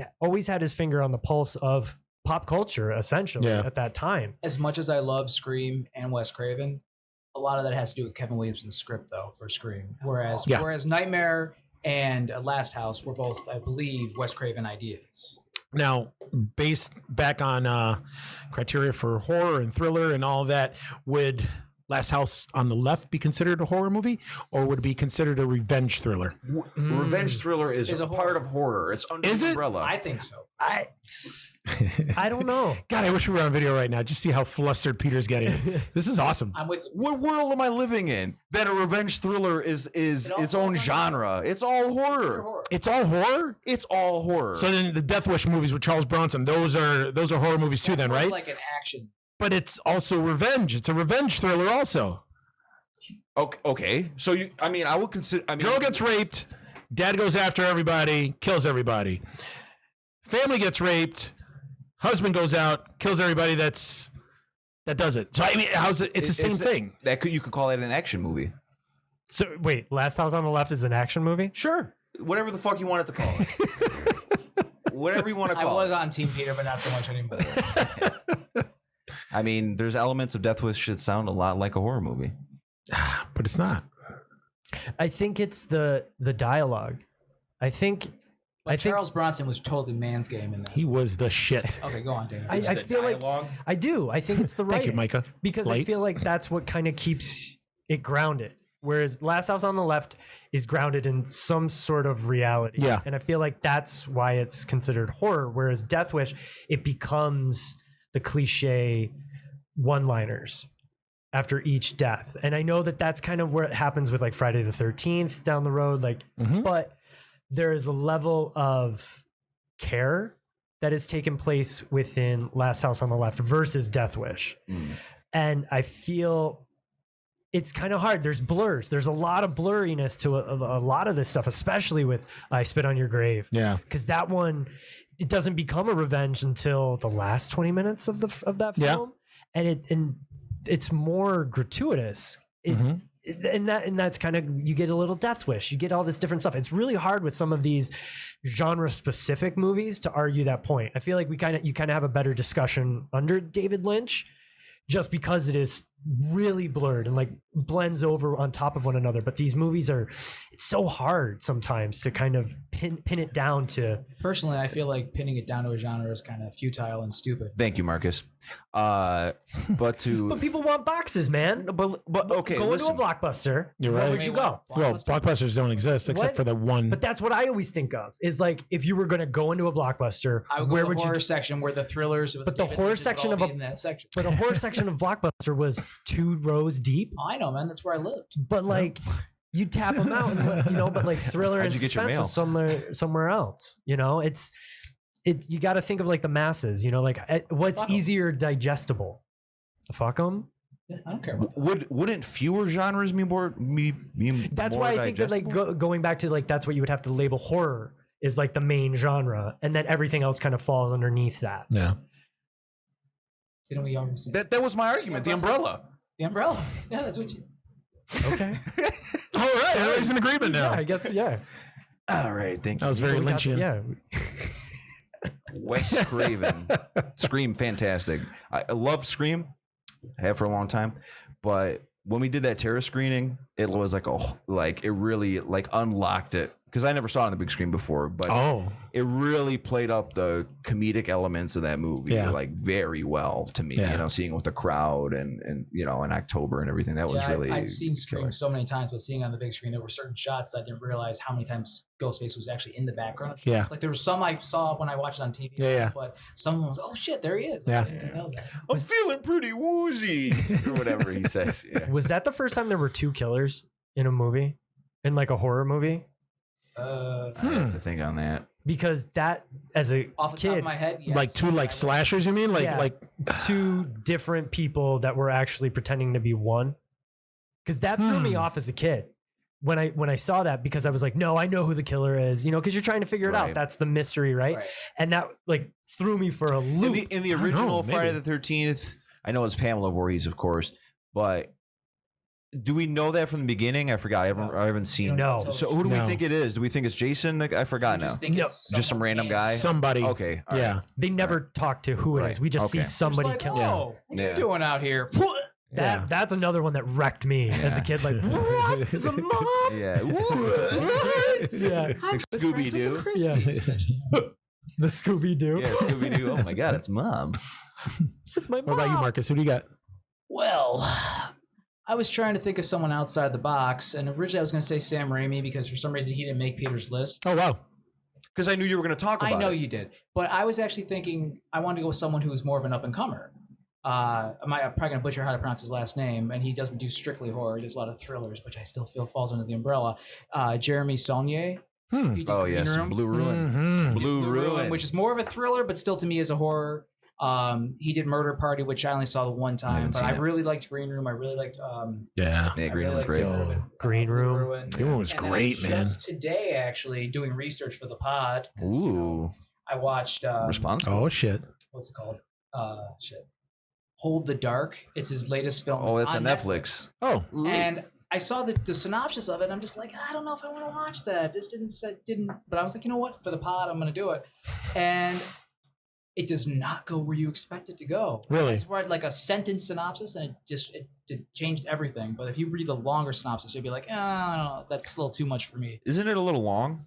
Yeah, it's like 2 hours and 5 minutes. Holy shit. I thought it was a little long personally, but the thing I like about his filmmaking, especially for Blue Ruin and even Green Room and the one I just watched, he takes his time with things. Sure. A lot of horror nowadays, it has to be so fucking quick, and it doesn't let you build the tension and suspense. Go on, Peter. You were about to say something. Well, it's going to get into a larger issue, but I disagree with there's a lot of horror that wants to get right into the business. I think we need to tighten up horror again. I've seen way too many movies that are way too long. Well, I don't the new disagree. Yeah, Suspiria you're right. remake, way too fucking don't long. disagree I with liked you. Midsommar, right? Little too fucking long. Okay, Midsummer. I don't see how that was a horror movie. Till like Really? one gory scene. That's the only everything else. So now horror is just gore. that was the only thing. Horror for me. What is your arguments here? You Wow. guys have no arguments. I had no. Damn, dude. I had no feeling of dread. in He's so Midsommar. passionate. They might as well have been a bunch of buddies on spring break in Midsummer, man. There was nothing for me to make it horror besides the gore. And I'm not saying gore. That makes doesn't horror. make any sense. Because you turned off your ears? Educate me, Peter. Educate. A horror movie can be a horror movie without gore. Yeah, but what makes Midsummer a horror, in your opinion? Here we go. That's what I'm saying. That's a good question. I'm not saying it has to have gore. Because but I'm it saying had- that was the only- it No, had- just go with Midsummer. Yeah, just It Midsommar. had a sense of dread. None. See, well, that's where it becomes subjective. Okay, well, to then me for as a me- viewer, For me, dude, we sat next to each other. yes. You gave me looks like, believe this shit? The whole time you're building up to, there's some kind of ritual in this, these Yeah, events. but I didn't You give know a what I shit about mean? the character, so it really didn't build any dread for me. Well, I mean, You didn't give a shit about Florence Pugh? I don't even know what you just the said. girlfriend, The girlfriend. Nah, man. the May Queen. Yeah. Well, then what about like funny games? I don't want to talk about funny Ooh. games. Why? Which one? Ooh, yeah, which one? I don't want to talk about it. The director's original or the director's remake? don't Well, wanna which talk one? about Do it. you want to talk about the foreign The one? remake Or was do you want to bad. talk I about didn't like the remake. You didn't like the remake? I didn't like the Same remake. I director. only saw the remake and I don't want to talk about it. No? You didn't find it as like horror? Or I just didn't like. I'm trying to think how I want to word this. I only saw it one time, but I'm the type of person, and you can fault me for this if you want, I but will. for most movies that I watch, I like them to be mostly grounded in reality, and that one went too far out of the box with like the remote rewind? control and that kind of shit. I'm okay with like zombies and whatnot because that probably can't happen, but maybe it can. Whereas actually using a remote control to rewind the thing, I'm just like, oh no, I'm kind of checked out after that. That's where you That's checked out? one example I can think of. I only saw it once, like I said. So. I bring that up just because like that movie, to me, I think kind of lays the groundwork for what will become like what you're talking about with that slower pace. Because it's foreign and yes, it was remade. It takes a lot longer for people to kind of get used to that idea. Right. And I feel like that's the one, minus the rewind part, that kind of sets up this. I hate when people use the slow burn term because I hate that. No, I know what you mean. But it's that the Haunting of Hill House thing. You know what I mean? it's that anticipation, and I feel like that movie, if you go back, kind of sets up that groundwork that like the Green Room. Yeah, no, and Green Room was just so claustrophobic with them mostly being stuck inside that like little fucking green room the whole time, or just the venue itself. So Green Room is a horror movie? I would say so. Is it because the arm gets cut or whatever happens in that movie? That part of it, yeah. So horror. I don't even know who I'm talking to right now. You misheard me. I didn't say it has to have gore to be a horror. I just said that was, in my opinion, Midsummer. All it had going for it for being a horror movie was the gore, because I felt no dread. I didn't give a shit about the characters to feel dread. That's me. It's subjective. I know. So what was the other one that this Blue Ruin? Blue Ruin. Does that also have like a cluster? Because I've never seen it. That one. It's almost like a Coen Brothers type thing. Almost. Give me a second. Talk amongst yourselves. Well, the reason why I Talk asked amongst yourselves is because like that, like when you said the claustrophobic for Green Room. Yeah, for Green Room, like I kind of got that from like Funny Games. It's like all those, even though they're like on like a lake house and it should be bigger, it feels very small and tight. That Green Room reminded me of one location, and then when the world gets bigger, the problem just gets bigger. And I feel like does he touch on that in Blue Ruin, or? I mean, kind of. I'll just read you what IMDb says the plot is for Blue Ruin. It's going to say it better than I ever could. A mysterious outsider's quiet life is turned upside down when he returns to his childhood home to carry out an act of vengeance. Proving himself an amateur assassin, he winds up in a brutal fight to protect his estranged family. Oh. So it's much more expansive than... I retired, but now I have to come out, man. Well, no, Death Wish. History of violence. No, I'm the just guy who played That's what I meant. Buzz McAllister in Home Alone is in Green Room as an adult. So that's a point for me because I love Christmas movies. Yes, you do. You just gave yourself a point? For me, yeah. 1 point. Yeah. Someone's got it. 1 point to Marcus. 1 point to Marcus. That means I'm in the lead. Yep. No one else has You're points. in the lead. But no, I liked Green Room a lot. It was one of the few recent horror movies. I know it's probably like 15 years old at this point, but I just was one of the first movies in a long time that I really, really, really enjoyed. Well, that makes me happy to hear. A lot of like newer stuff, it's either meh or I just kind of like don't like it at all. Whereas that one I really, really And it really didn't even have like a wide. It did have like a limited release. Yeah, because I remember seeing the standee in the theaters, and it was only in the theater for like maybe a week or two. It wasn't and then very it was long. gone. Yeah, because And I remember one of the taglines, like Tarantino actually made like a blurb about it, about how terrifying it was and how good it was. Really? Go on. You're such a big Tarantino fan. That's weird. I don't know. I would consider myself a big Tarantino fan. Oh, I see okay. his movies. I'm sorry. Didn't you just send me a picture of a Tarantino book that you just got? Yeah, I mean, I like to read for sure. Wow, but, wow. But you want to be on a list of like favorite directors or anything. Have you Really guys noticed, because to Eugene's point, that a lot of the good, like collective horror that we've kind of all agreed on hasn't had that long of a release? Mm-hmm. Like Green Room gets 2 weeks locally, Yeah. or I've had to drive to Rochester to see Raw, and it's one of those like why is the good horror so hard to find when there is new? Sure. because Because there's not that big of an audience the for masses. That's what it the ones is. That fuck them That's Yeah. because they don't want to see Raw. Yeah, they don't want to see Green Room. They want to see whatever bullshit Blumhouse is putting out. Yeah. The Because Conjuring. let's be honest, no man. Annabelle. 9 times out of 10, Blumhouse can go fuck itself, man. Okay, so Get Out didn't change the game. It didn't change modern horror. It didn't have As much as I enjoy the social commentary behind Get Out, it was way too much a mixture of a bunch of things that came before it. Yeah, it's called not all that homage. Okay, well, then it should have won Best Original Screenplay. It should have won Best Adapted Screenplay. Oh, wow. It was Fucking it was the Tarantino African American Stepford Wives, man. Tarantino is all pastiche. That's all that dude Right. does. And when's the last time he won a Best Original Screenplay? He won a fucking Oscar for Pulp Fiction. whatever the fuck it was, but he's definitely an Academy Award winner. So it's not like doing homage is like some kind of fucking sin. I love Stranger Things, man. I'm cool with homages. But Get Out, not cool with those. I'm just saying it was too much of a copy Of what? Of what? Stepford Wives for one, and it I just didn't. I thought, and we talked in private about the ending. I feel he should have gotten killed at the end of Get Out. Oh, wow. Really? Yes, That would have. it's fucking Really? real life. Jordan Peele. Seriously? May I speak? When I was watching, He's talked more than anybody else here. because I have good shit to say. Because I have good shit to say. Your opinions are like that. The Gory Four with PV. PV and Friends. When I watched Get Out in It's a revolving theaters, door of friends. when I watched Get Out in theaters with an audience, Yes. we all saw the cop lights coming up, and we were And like, everybody went, oh, shit. fuck. Yep. Because Jordan Peele knew that we saw those cop lights that the dude was going to get killed. We all thought that he played. His buddy felt like a rejected character from an Eli Roth. He played with our what's the word there? With our expectations. He played with our expectations, and twisted them, and it ended up being like such a relief, a sigh of relief. Okay. We live in the world where cops shoot black people. Yeah, Why do I not have to enough see it in a fucking white people seem to realize it. Why do I have to watch it in a movie? Like the director clearly knew that we thought that was going to happen. Yeah. And he purposely And that's went the why- opposite and way. I'm not saying that this is a perfect idea, but off the top of my head, that was why I said it should have been a black cop who killed him.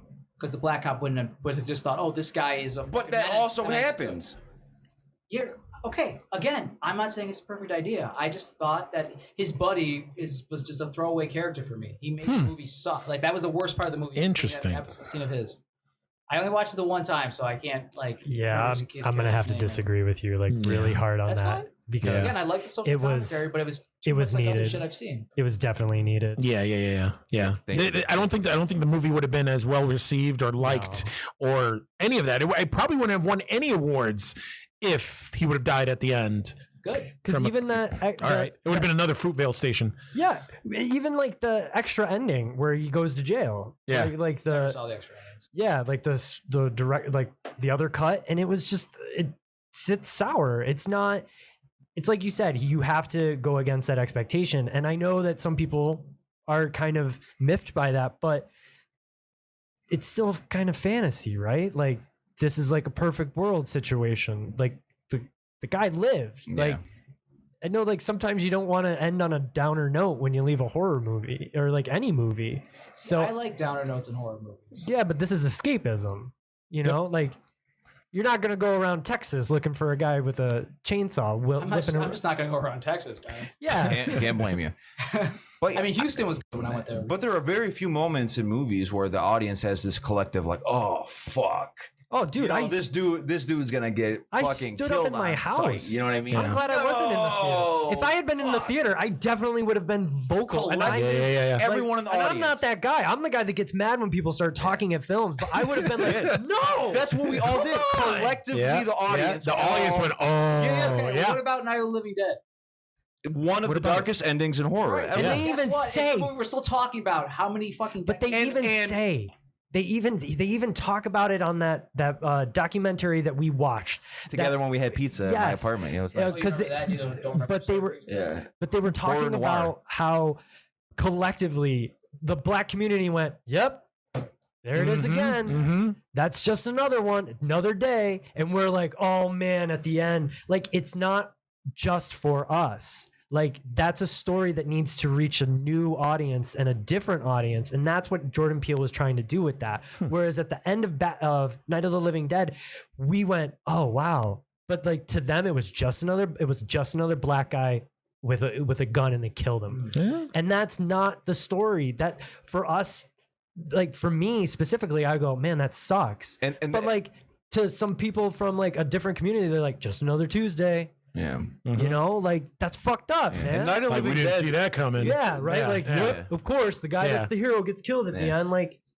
the end of the original Night of the Living Dead, though, that ending was effective for that movie at that time. You know, there's some like contextual the 60s. stuff that matters. You know, the civil rights era or whatever. Would it be effective for a time like today? I thought I live in the time that the movie came out, and I saw the movie. You know what I mean? And I thought that ending was a person who lives in this time period. I thought it was an effective time period because knowing that clearly Jordan Peele was like, oh, they know they have that dread coming, but I'm going to give them some relief, and I thought that was very effective. horror is a Subvert social expectations. Ooh, Yes. very good, beautifully put, Eugene. One point for Thank Eugene. you. Now, all Subtract right, Marcus. I'm in the Maybe if lead. it was different, maybe if it wasn't that one guy, like his friend. I just didn't like his friend. So maybe that was part of The it. funny guy. The funny guy, yeah, the comic relief. Yeah, I thought he was great. Yeah, he was looking to ease the tension of the movie. Now, based back on directors now, since we're talking about Get Out and we haven't touched on Us, do you think that Jordan Peele would make that list? Or just because he has 2 movies right now? Too soon to say. Too soon. Okay. Just like it would be too soon to say about the Ari Aster guy, because I fucking hated Hereditary and I thought Midsommar was pretty good. So I feel like those 2 dudes right now, Yeah. they're like, they're like neck and neck. They're on the way. They're like leading We the don't know yet. charge. Like Yeah. a Romero and Carpenter? No. That's a full circle. No. Like contemporaries, though, because Romero and Carpenter were kind of contemporaries for a little Yes, bit. they sure were. You know, so you could kind of say something similar to these 2. No, I wouldn't. I would. It's not there. There's trying never for a going to full be circle. another. They'll never happen because they were trendsetters. That's why. For sure. Yeah. There is Everything that happens now, that comes out now, is going to be, I mean, to piggyback on what Marcus was saying, it's going to be a copycat. It's going to be a copy of everything, anything that came before. Right. Yeah, they can tweak little things here and there to make it seem original, but it's not. Right. No, there's no such thing as an original idea anymore. For sure. I mean, yeah. So I think Jordan Peele has potential to be a really fantastic voice in her. I mean, he is already, but I'm talking. Will he make a list? I need at least 2-3 more movies. You know. All right. And I thought Us was very good. You know.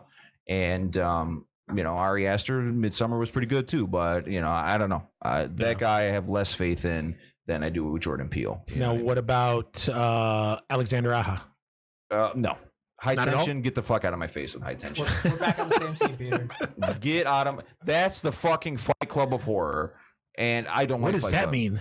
It's a movie that is completely contingent on a stupid as fuck twist that crumbles the entire movie that happened beforehand. Really? If your whole movie hinges on a twist, if your whole movie hinges on a twist and that twist fucking bombs or doesn't land, what's the point of watching the movie that Correct happened me if beforehand? I'm wrong, because I was on Team Peter, but now I'm debating if I'm still on Team Peter or not.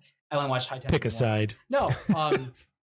Doesn't she follow the other vehicle to get to the final showdown, basically? So how can 2 vehicles be the same in the one place if she drove her friend in the back? Because it's just shit. It was all in her mind. Story. Right. So I'm on your side there, but the Fight Club twist didn't. Yeah, he was fucking beating himself up in the bathroom. Right, it was dumb. Okay, but it wasn't contingent on him driving 2 cars at once, which is completely. It's a fucking. It's like a frat bro, like a dorm room poster movie.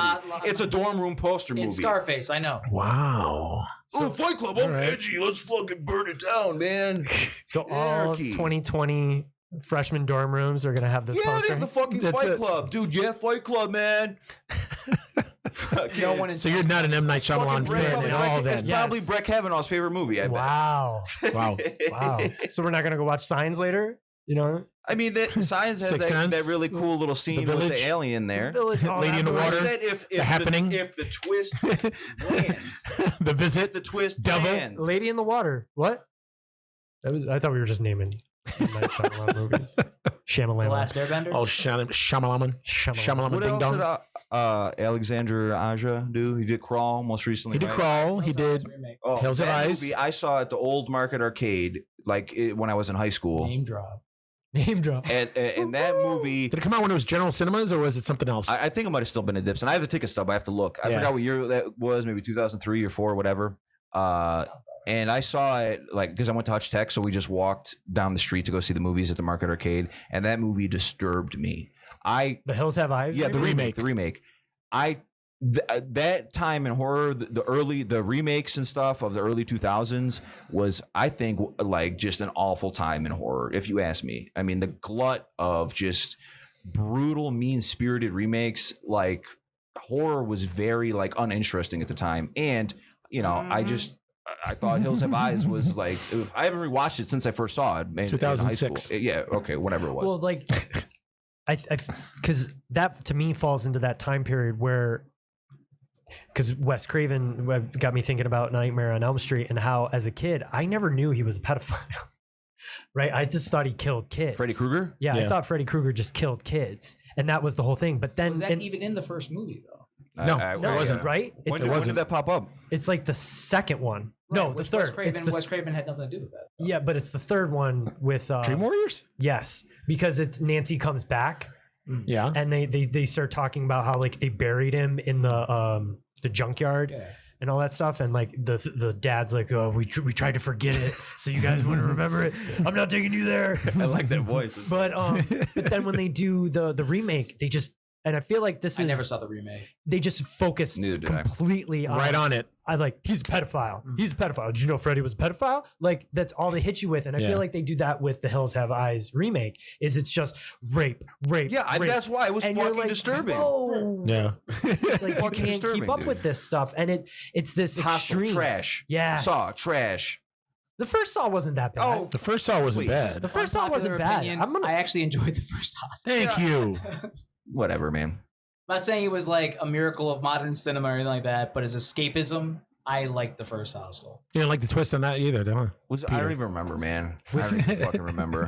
He was in the room the whole time. He was alive. Saw. Yeah, Saw was Saw. okay. I mean, but then you turn it into this like this unending fucking machine sequels. That's every the problem. fucking year. Yeah. This is the problem. And what's It funny sucks the life out of the genre. and It you can't sucks even the remember life some out of of the these genre. directors. But that's what happens, man, with studios nowadays. They find something that makes money and that brings people in, and they just keep churning them out. And then if- until the well is dry. Yeah, it milks Then the they wait 20 fucking years to come genre out with dry. another one. And then they're going to, like the new Chris Rock Or the Saw. new Halloween. Bruh. But that's why I don't think we have as many directors as we did back then, like getting into like the genre and like sinking their teeth into it. Well, there are movies that if it came out now, it wouldn't make any sense. Can you make Big Trouble in Little China now? Like, what the fuck is that talking about movie? remake. They're You know, going of to. course, with The Rock. But I'm saying the movie that we got, you know what I mean? Like, you know, how would that even? That's because you were able to take chances back then. Now you're not able to take chances. Right. Well, a lot of those chances bombed, obviously, but you know. But they found their home on VHS. With us. Yeah. With us, like, yeah. these are the movies we grew sure. up with, right? And now we're all pissed off when they remake them. No, it's perfect. Don't touch it. But it's, you know. No, I mean, I support remakes. I guess not that I support them, but like I'm not angry about them. I watch them. There's some that I don't care for. Some I think are great. You know, Evil Dead, of course. I think you guys talk about it, but you know, sometimes they work, sometimes they I wish don't. that one wasn't called Evil Dead. It could have been any other Cabin in the Woods movie, and I would have liked it. But just That's how I felt about Child's Play. That's how I felt about Child's Play. If they didn't call it Child's Play, it would be too close. It's a fucking doll coming What do to you life mean and it's killing too people. close? Like I said, you know what? It's either gonna be I an did it. episode of Black Mirror, or it's going to be Chucky. It's got to be one or the other. It's not going to be in a completely original thing. It can't. You can't. I understand that. But you know what? It was a completely new story. They just threw in It's a killer Chucky. doll. It kind of looked like Chucky, and it was a kid. His department store mom, who works at a department store, got him a doll. Everything else in the remake was a totally brand new storyline. It was nothing like the original Child's Play. So if they would have tweaked it and called it something else, like I said, I liked the movie. I thought it was a fun movie. Sure. I thought it was cool. Was it But I awesome? would have loved it. Yes, it was. But I would have loved it If it was a Black Mirror episode. if sure, a Black or a Twilight Zone or something, but not Child's Play. So I agree, because like that happened with the new Ghostbusters. I know it's a little off topic, but I haven't seen I it. didn't know. Well, there's that ghosts. It makes it horror. But the end of the movie, like you actually get the title card of what it's called, which was Ghostbusters Answer the Call. But they didn't market it like that. The name of the movie is Ghostbusters Answer the Call. Is there a colon in there? I don't think so, but actually, a dash, semicolon, a dash, a hyphen. But that's the name of the movie. Like that's what they put it under. But all the marketing was just called Ghostbusters. Yep. So everybody immediately was just, fuck this movie. It's going to be shit. It's all women. It like, why are they doing this? Why would you ruin it? And the same thing might have happened with Child's Play, where they have an extra title to it, but it's this weird gray area of it messes with you from marketing, right? Because it's all about the branding, man. It's all about branding. Like I enjoyed Halloween 2018. Could have called it Halloween : something else. You know what I mean? Not just Halloween. You know, it's Cash grab. I disagree, but it's a direct sequel to the original Halloween. Yeah. So it's just the sequel to Halloween is called Halloween. Yeah. You know what I mean? Yeah. Like cool. No, I get what you're saying, but I mean, I like the idea behind it, though. I mean, you can do that with a lot of originals. Yeah, no, it's totally cool. I'm just saying, like Dan's saying, like to make it more distinct instead of just calling it Halloween, maybe make it, or just call it Child's Play. Halloween, H4 or some shit. Child's Play, maybe like try to make it its own thing. And then it's even harder when you're IMDbing everything because you want the trivia, and then you're like, wait, which Halloween? Halloween 78, Halloween 2009, Halloween 2019. Which Halloween too? You're like, which one are you looking for? Yeah. The nicest thing I can say about the new Halloween is it was better than the Rob Zombies. No, Micah and Drew aren't here, so I don't think they'd be offended by that, right? You know what? I like the Rob Zombie Halloween, the first one. The second one I didn't like. You didn't like. I think we already covered that movie. You didn't like that movie, Marcus. I didn't say I didn't like it. No, I like the first one. I hated the second one. Rob Zombie makes shitty movies. Well, sorry to. Yeah, I'll just beg to differ on that. Hey, I'm unapologetically, I'm a Rob Zombie fan. I don't care. You know what? Music and movies. I'm with you. Some of the one movie that I can't energy drink. Sure, go right ahead. Fucking, you know what I'm saying? Sorry that Rob Zombie isn't Lynchian enough for you. Whoa, boom. I would both call the horror album directors. You were searching for is Hellbilly Deluxe. Okay, that's what you were looking for. They're both horror directors. Hey, those first 5 here tracks. Comes Sherry Moon. Hey, come on, Sherry Moon. Every single. Tell you the only movie I didn't like. The only movie I didn't like was that Witches of Salem movie. That movie just dragged on, just horrible. The ending is like very Lords of Salem. The ending is very starring Lynch. Sherry Moon. That ending is very Lynchian. What's her last name? Very. Yeah. Zombie. Oh yeah. Okay. Moon Zombie. Hey, listen. I'm not saying there isn't any nepotism in these movies. He has to put his fucking wife as a star of every single one of these movies. He needs to give another actress a break, so then get her out. But it's just, I don't know. Obviously, it's all horror. Obviously, he's a fan of old school horror movies like Texas Chainsaw Massacre, those gritty, grindhousey type movies. So I mean, I don't know. I dig it. Gritty, grindhousey movie. I really want Texas Chainsaw. Watch Rob Zombie. Oh, there you go. I'm gonna pretend to do it. See, and that's why we're here. We have differing opinions on stuff. I'm gonna do a LARP of a Texas Chainsaw. LARP. Wow. That's live action role playing, Peter. You look very confused. Thank you, Dan. No problem. It's not a fish. No, that's not a fish. It's in a sea of nerddom. That's where that LARP is. Got it. Just like in the movie Role Models. Got it. Nice. All right. So we got anything else that we're going to argue about or talk about? Well, we can go all night. How much?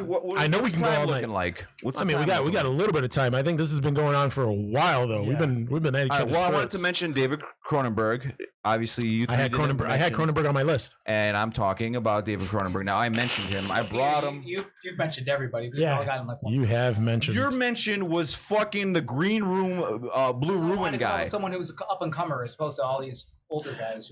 That's the conversation. I just want to point out to Dan that I did have Cronenberg on there. Got him on here. Just throwing him on there. I have a sub list of modern directors. Yep. I have a sub list. I just like getting a rise. But I wanted to mention David Cronenberg. He's a very important horror director. Body Of course he horror. is. The Fly, masterpiece. The remake of The Fly. Yep. Videodrome. Yep. You gotta Amazing. show, The Scanners. Scanners, yes. Come on. I love him in Nightbreed. I think he's great. Yes. Yeah. Dr. Decker. I love The Blade. That mask is my Yeah. You know? Yeah. Yeah. Little shout out to Jesse. I've got to mention the Italian guys. I think Lucio Fulci. He's a guy. Zombie. Italian too. The director of Zombie, The Beyond, House by the Cemetery, fucking City of the Living Dead, Yeah. and on and on. And I mean, compared to Dario Argento, director of Suspiria, Stop it. phenomenal. I still found a way every time he's on I know. here. After I I'm fucking going to told say him, that don't fucking mention that fucking movie. Fulci is the workhorse of the Italian directors. I think I would say if I have to pick one, it'd be Fulci over Argento. What about Claudio Fragasso? Claudio Fragasso, great trash director who's on my list. I love me some trash. And But he hates Rob Zombie movies. I hate. Yeah. Okay. Yeah. Hates him. Lucio Fulci does the but gritty. Claudio Fragasso's trash is genuine trash. But he's nothing to Penny Rob Zombie Rigatoni. is trash through an expensive camera with a filter on it. Is that an Italian stereotype? Is that an Italian?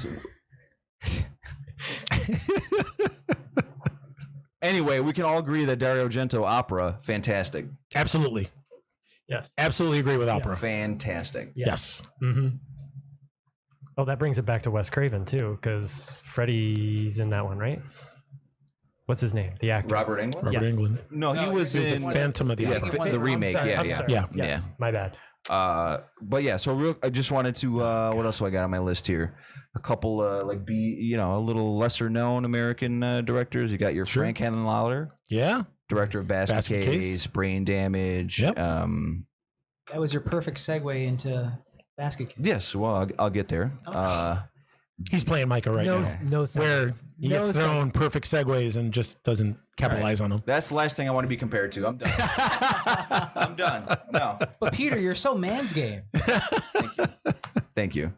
Now I got a director here that actually I was gonna mention. I don't know what you guys' opinion is on him. Takashi Miike.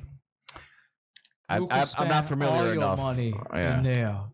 I'm not too familiar enough Hostile? to have an opinion on Not him. Hostile, yeah. But he did Itchy the Killer and stuff like that, Itchy right? the Killer, Audition. Yeah, I'm not familiar Yep. enough to like really make. He did the Masters of Horror band episode imprint. Yeah, Yeah. Well, all right. sorry. He's got over 100 movie credits. Yeah, Over. But okay. not really my guy.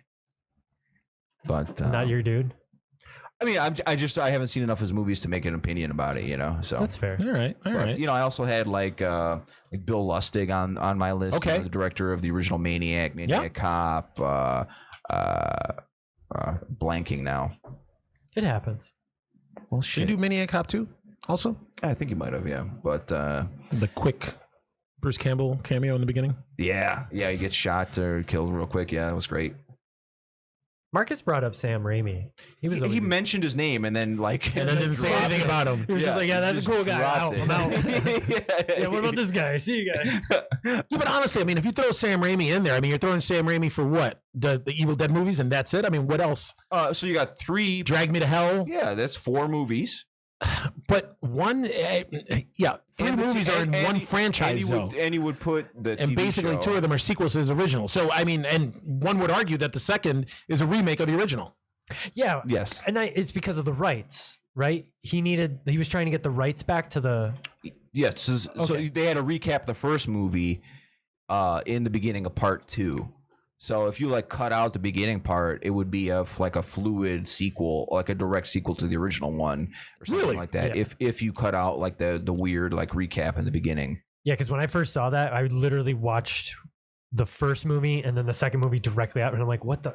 I thought I put in the wrong VHS. I was like, "What the hell? What is going on? Who does this? Damn you, Blockbuster!" Yeah. Yeah, honestly, when I saw Evil Dead 2 before I saw Evil Dead. Oh. And that confused the fuck out of me. Yeah, I prefer Ash in Evil Dead 2. Yeah. Yeah, he's like getting closer to the iconic version that we know. But Yeah. And you guys watched because you talked about it, right? The Ash versus Evil Dead, right? Yeah, the TV series, Yeah. great TV series. I like the way it ended. I just wish you go. Does the series count for Sam Raimi then? I mean, he's one of the producers on it. yeah, but And he directed the first couple of Yeah. seasons. But he directed the first couple Eugene is like episodes. putting that all under one franchise, though. It's Okay. he's all like his horror cred is for mostly Evil Dead. You Yeah, know but what I mean? Romero kind of right. What? Well, he stays in that Wow, world damn, of dude. Evil Dead of not Evil Dead of Night of the Of Living the Dead. No. Yeah.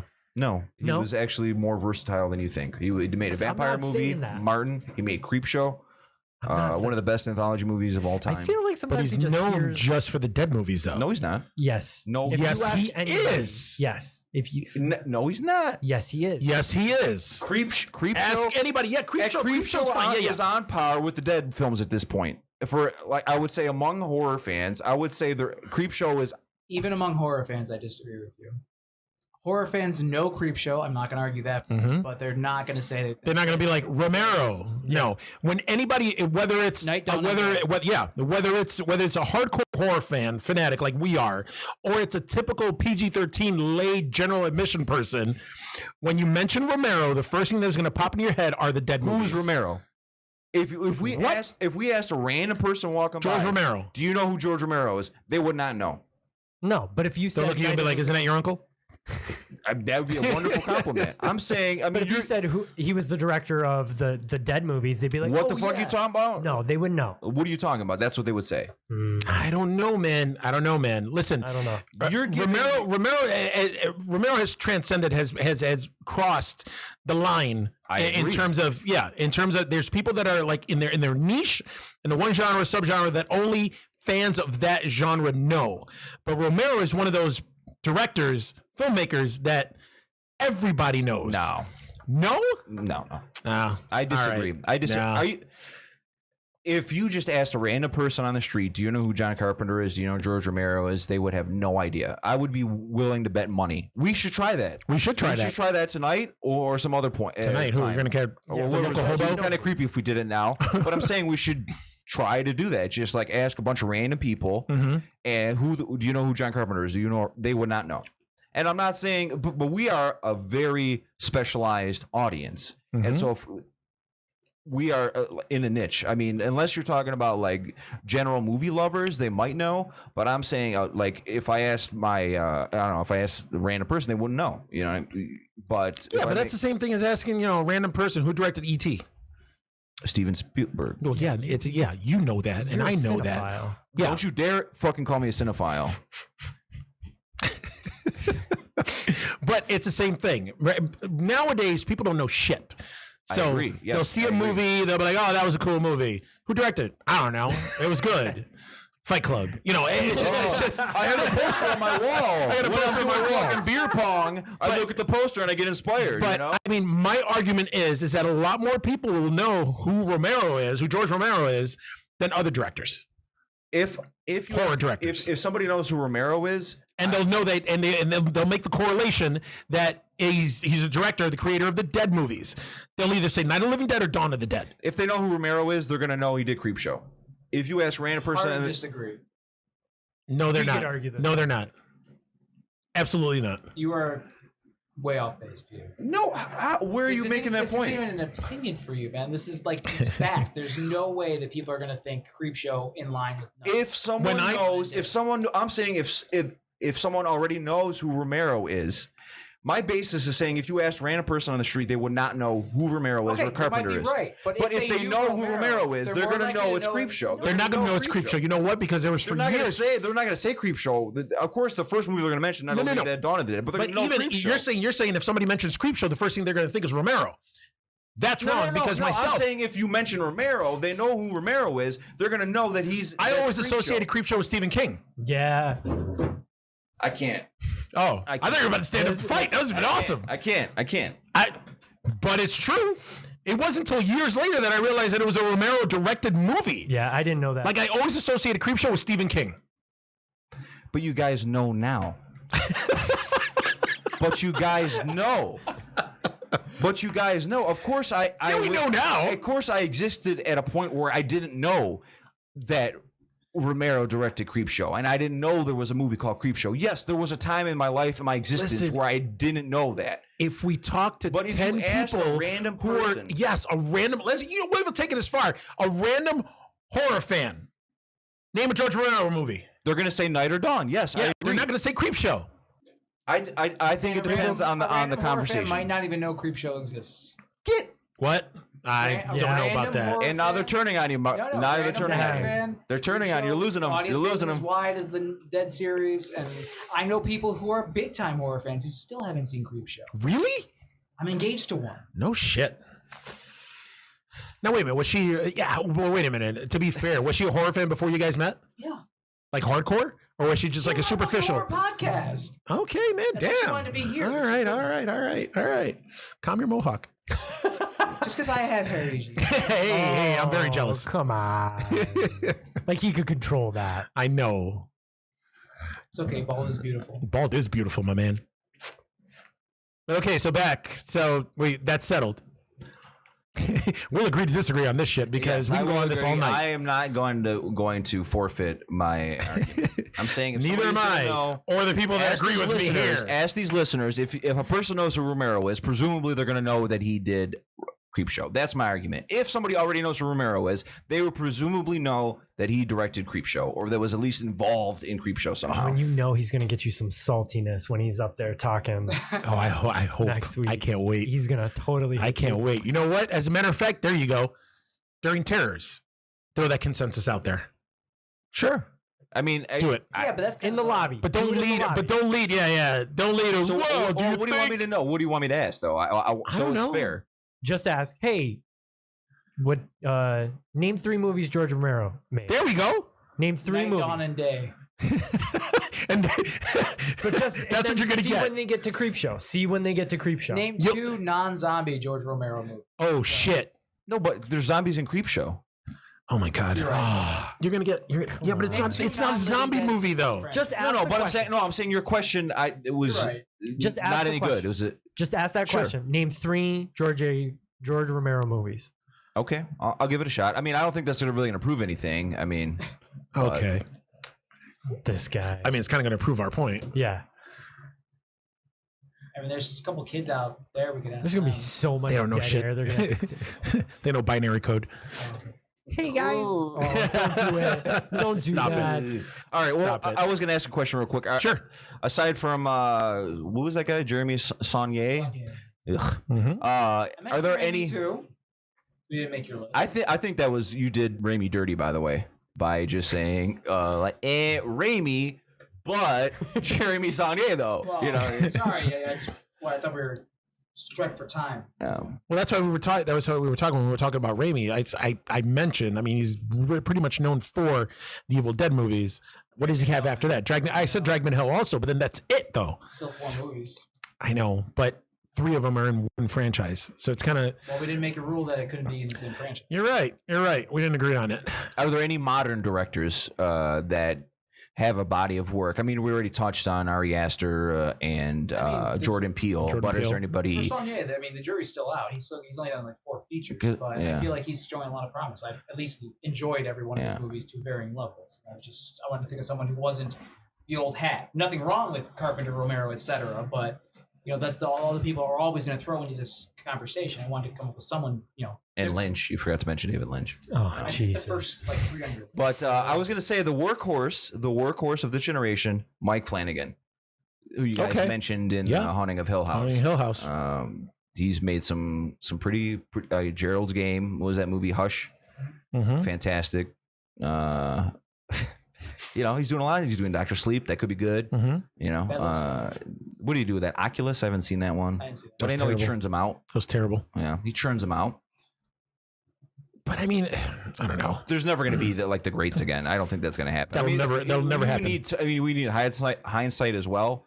I don't know if you entirely know you're living in an era until you're out of that era. But you're right.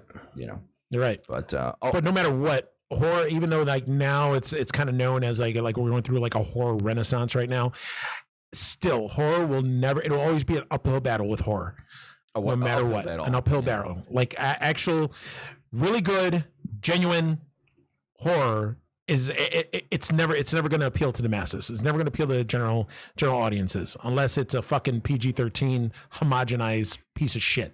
I mean, it made a ton of money. Part 1. That was R. The masses went and saw that. and it was a good movie. So it was an awesome movie, but super successful. And the new Halloween was super successful, and Get Out was super successful in the box office.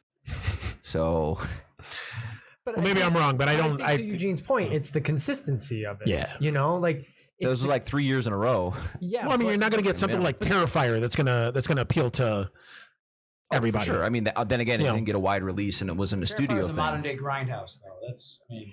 But I think that's kind of, I don't know. I'm not trying to speak for you, but I feel like that's kind of what you're getting at. Is like, you know, it's never, you're going to have these one-offs. Like we're having this, like with this Renaissance, it's these one-off moments. Like, we've had one every year for 3 years, right? But what's going to happen? You can go back beyond that too. I'm sure there's successful movies. I mean, you talk about it, and you're talking about Halloween. These are properties that have made money and have been popular for decades now. I would say. I mean, the original they have name brand recognition. Just on TV, though. I mean, you know. Yeah, but I mean, it was always regarded as like a classic because of Tim Curry as Pennywise. Because I mean, let's be honest, that miniseries sucked. Yeah, it was so boring. Well, yeah, Tim Curry makes that whole movie for sure. So we can agree on that. But I think I don't know if you are, but you might be giving too much credit to the general audience. I would say that a nice number of the people who saw it, the new one, the 2017 one, didn't even know there was a TV miniseries. I work in a movie theater. I see, you know, I'm in it. And I think you're giving people too much credit about being aware that, you know. Too much credit or not enough credit? Because I think the reason it did as well as it did is because it's part of a pre-existing brand. Yes. And I disagree. And you got the fans from the original. Yeah, I wanted to see what was going on. And you got the new people. But movies aren't going to like be box office hits if just the horror fans see it. It has to be a mainstream thing. Yeah. So the people that saw it sometimes they just want to go see a horror movie on a Friday night, and a lot of them probably I imagine they had no idea that there was an original It and there was a TV series. I'd add in the Stephen King fans into that as well. Yeah, that too. Yeah. I mean, Stephen King's having a bit of a renaissance himself for the last few years. He's been people are just scooping up all his properties right now. Hot commodity. Aren't they supposedly making a remake of the Langoliers too? Yes, I did hear about that. Yeah. Yikes. I know. So we'll see. What's your favorite Stephen King adaptation? Not one of the ones like The Shining or It. One of the ones that doesn't get as much praise as it probably should, in your opinion. Mine is The Mist. The Mist is a classic, and the reason I love The Mist so much is because of that downer ending. Mm-hmm. The downer ending made the movie. It made the movie because it worked for that movie. But it wasn't social commentary. Marcus's social commentary. Random monsters aren't killing people. Yeah. Marcus's criticism: get out. The black guy should have died at the end. That's your argument. Hey, man, that's your fucking argument. Was that it was too much like other shit that came before. The Cliff Notes. That's what Peter's giving you. The Cliff Notes version. Yeah, you know what? I agree with you on The Mist. The Mist is one of those in black and white because originally Frank Darabont wanted to put it out in black. No shit. But the studio was like, no. Oh. And the shitty CGI looks a lot better in black and white. I mean, honestly, well, Frank Darabont, that's another director too, though. I mean, aside from The Mist, though, did he do anything else horror related? I mean, he created The Walking Dead first season. Green Mile is an adaptation. Green Mile and Shawshank are not horror. They're both Stephen King properties. He was the showrunner on Walking Dead at first. He was. Yeah. 2 or 3. Until he left. First two. Okay. First season, and then he made the first 6 episodes, and then he had creative differences with whatever. At least one season, but he was there for one season. He's the one that he cast everybody that was on the show. Smart. Yeah. Super good. There we go. I wouldn't put him in the Pantheon. No. I wouldn't either. No. All right. Well, I think everybody's quiet. I'd just like to mention any more season. That's what I was actually going to get to. Okay, I'm sorry. Go on. To see what everybody wants to plug. Yeah. Fucking tensions are running high in here. Peter's the host of the Gore Four, so go ahead. Oh, Peter's the host of the Gore Four. Oh no, PV and Friends. Peter, go on. Who plugs first? You? Well, I'd just like to share with everyone the lineup for Season 7 of my monthly horror and cult classic film series, Thursday Night Terrors, located at the Dips and Amherst Theater, 3500 Main Street, across from UB South Campus. On August 22nd, we'll be screening the gritty cult classic Basket Case. Yeah. Followed by Demons 2, the Lamberto Bava sequel on September 19th. 7:30, 9:30. Most of these are 7:30, 9:30. And then the big show is on Halloween, October 31st. We'll be screening one of the best vampire movies ever made. One of the finest 80s horror movies ever made, I would say. The Lost Boys on Halloween. We're going to do a lot of stuff for that screening, so come out to that one. And then after that one, we'll be screening the lesser known. It's almost like a cheaper Evil Dead, or Lucio Fulci directs Evil Dead movie called Demon Wind. November 21st. And then to wrap the season up, we'll be screening the original 1974 Black Christmas, December 12th. It's going to be a lot of fun. So, we formed a nice little horror community at Terrors. Yeah. I met, two of you through Terrors, so it's been a blessing in my life. You met before Terrors. Just saying, I remember when we met. You obviously don't. When did we meet? Screening of Killer Rack at the screening room. When was that? Before I went to Terrors. No. Okay. Because I thought, who's this? Never mind. So I met Eugene. Just met the one. Yeah. I just thought it was special. That's cool. That's fine. But anyway, Terrors is a beautiful thing. At least I think so. We have a lot. Yes, thank you. We have a lot of fun. It's a beautiful experience. Please join us. Yeah. Speaking of Killer Rack, we got what's it called? The Buffalo Fantastic Film Fest. Buffalo Dreams Fantastic Film Fest coming up next week. It starts the night after. So the August 23rd until maybe the following. Friday, it's like a week long. Yeah. Over 100 movies and shorts. Going on. Greg Lamberson, a local film director. Yeah. Put the whole thing together. It's been how many years? Has it been going? No clues. Sure. No clues. It used to be called Buffalo Screams, and now it's Buffalo Dreams Fantastic Film Festival because they opened it up to more than just horror and sci-fi and everything else. Kids films and stuff like that. Yeah. Kid films, really? Yeah, they do family stuff. Oh no shit! I didn't know that. But he'll be premiering his movie, the one that he just directed, Widow's Point, starring Craig Sheffer from Nightbreed and one of the Hellraiser sequels. Yeah, one of the bad ones. Yeah, and One Tree Hill, I believe he was on. Turns out I might have a credit in the movie, so that's pretty cool. That's cool. Yeah, nice. All right, Marcus, Dan, you guys got anything to plug? You, Dan? Not really. If you're taking commissions, Dan. Oh no, I'm not taking commissions. What do you got? What's your social media? Don't tell me about your social security number. Yeah, what's your what are your really socials? Cool graphic novel that you want me to draw? I don't. Come on, we want to see if your you art. want to follow any of my art, it's at Cheery Nightmare on Instagram and Twitter. You can also probably find me on Facebook under DP Morris. So, nice. As in double penetration. Or Dog Park Morris. I mean, it'd be great. Next time maybe we'll be able to talk about your art. The process of your art. That would be cool. Yeah.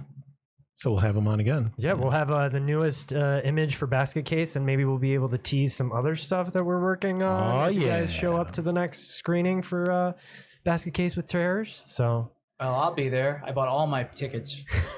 I'm gonna fucking have a heart attack tonight. All right. So before PV and Marcus come to blows here, can I do a plug? Yeah, go ahead. Okay.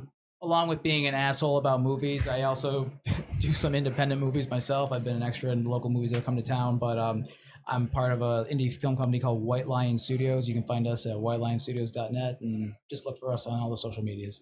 What kind of movies? Well, Wolf House. We have Wolf House. It's a found footage horror movie that was distributed by Wild Eye Releasing, and then we also have Attack of the Killer Shrews, which very low budget. We made for $3,000. Wow. And we flip a car in it. We blow up a mine shaft. We did what we could. It's called production value, I bad puppets, and that's what they're meant to be. I picked up one of your DVDs at Walmart, which I thought was pretty cool. That was Wolf House, yeah. I went to the Walmart I used to work at and bought the DVD. That's got to be an exciting feeling, man. That's it. I don't need to make millions. That's it. That's all I need. Yeah, it's a beautiful thing. And your movie screened at the drive-in. Yeah. It's pretty cool. We have a lot of accomplishments that have been big deals for me, and even just being an extra in local stuff. Offbeat cinema. When I saw my first Merkin on set, that was a big moment for me. That wasn't one of my movies, though. That was a Merkin. Is it a Micah thing? It sounds like something that Micah will probably know what it is. Yeah, it's like a modesty patch. They wear fake pubic hair, but nowadays because pubic hair is not as in, it was just like a literally a flesh colored patch that made the girl look like a Barbie doll. So you're trying to be polite and not look, but you can't help it. It's fucking weird. All right, Cool. so fake All right. pussies. Great. All right, what do you got to plug, Eugene? I don't have anything to plug. Lift. That's it. No, you got to mention like where you get your. I'm Terra Trio mentioning merch. everything. The yeah, mugs. I gotta close them, man. You Don't know, the worry. mugs, I gotta do Drew right now. So Follow at Gore Four at the Gore Four Yeah.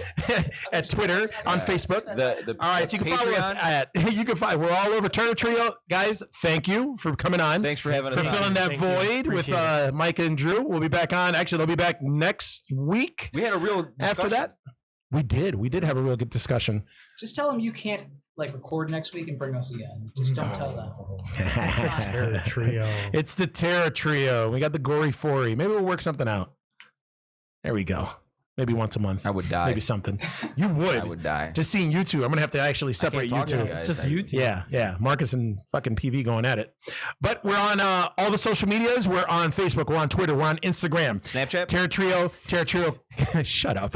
Ter Trio Cast, Ter Trio Podcast, and hashtag Ter Trio. Also, we're on Patreon. So on Patreon, come on down, support us. Patreon.com/Beefmaster Network. Also, we're on YouTube. We're on YouTube under the Beefmaster Network, where you can find episodes of Ter Trio, also Geeks That Lift, Table and Talk. Table Smack. Yes. It's a good one. I like that one. Yeah. And you wait. So I know we're wrapping up, but is there a quick way of summarizing where Beefmaster Network comes from? Or is that Those guns, Beefmaster man. Network. It was at, well, Look at once that upon a meat. time when we did Geeks That Lift, we were talking about the movie Beastmaster Okay. with Mark Don Singer. Coscarelli. And horror for director. some reason, I flubbed. Instead of saying Beastmaster, I said Beefmaster. And somehow it just stuck. And our producer, Pat, gave me the nickname. And now it's The network. the name of the network. Okay. Yeah. All right, guys. So for the Ter Trio or the Gore Four today, I'm Eugene, followed with I'm Peter Vulo. and I'm Marcus. Daniel Morris. all right, guys. Guess what? There's no Micah, so there's no tagline. See ya. Beautiful.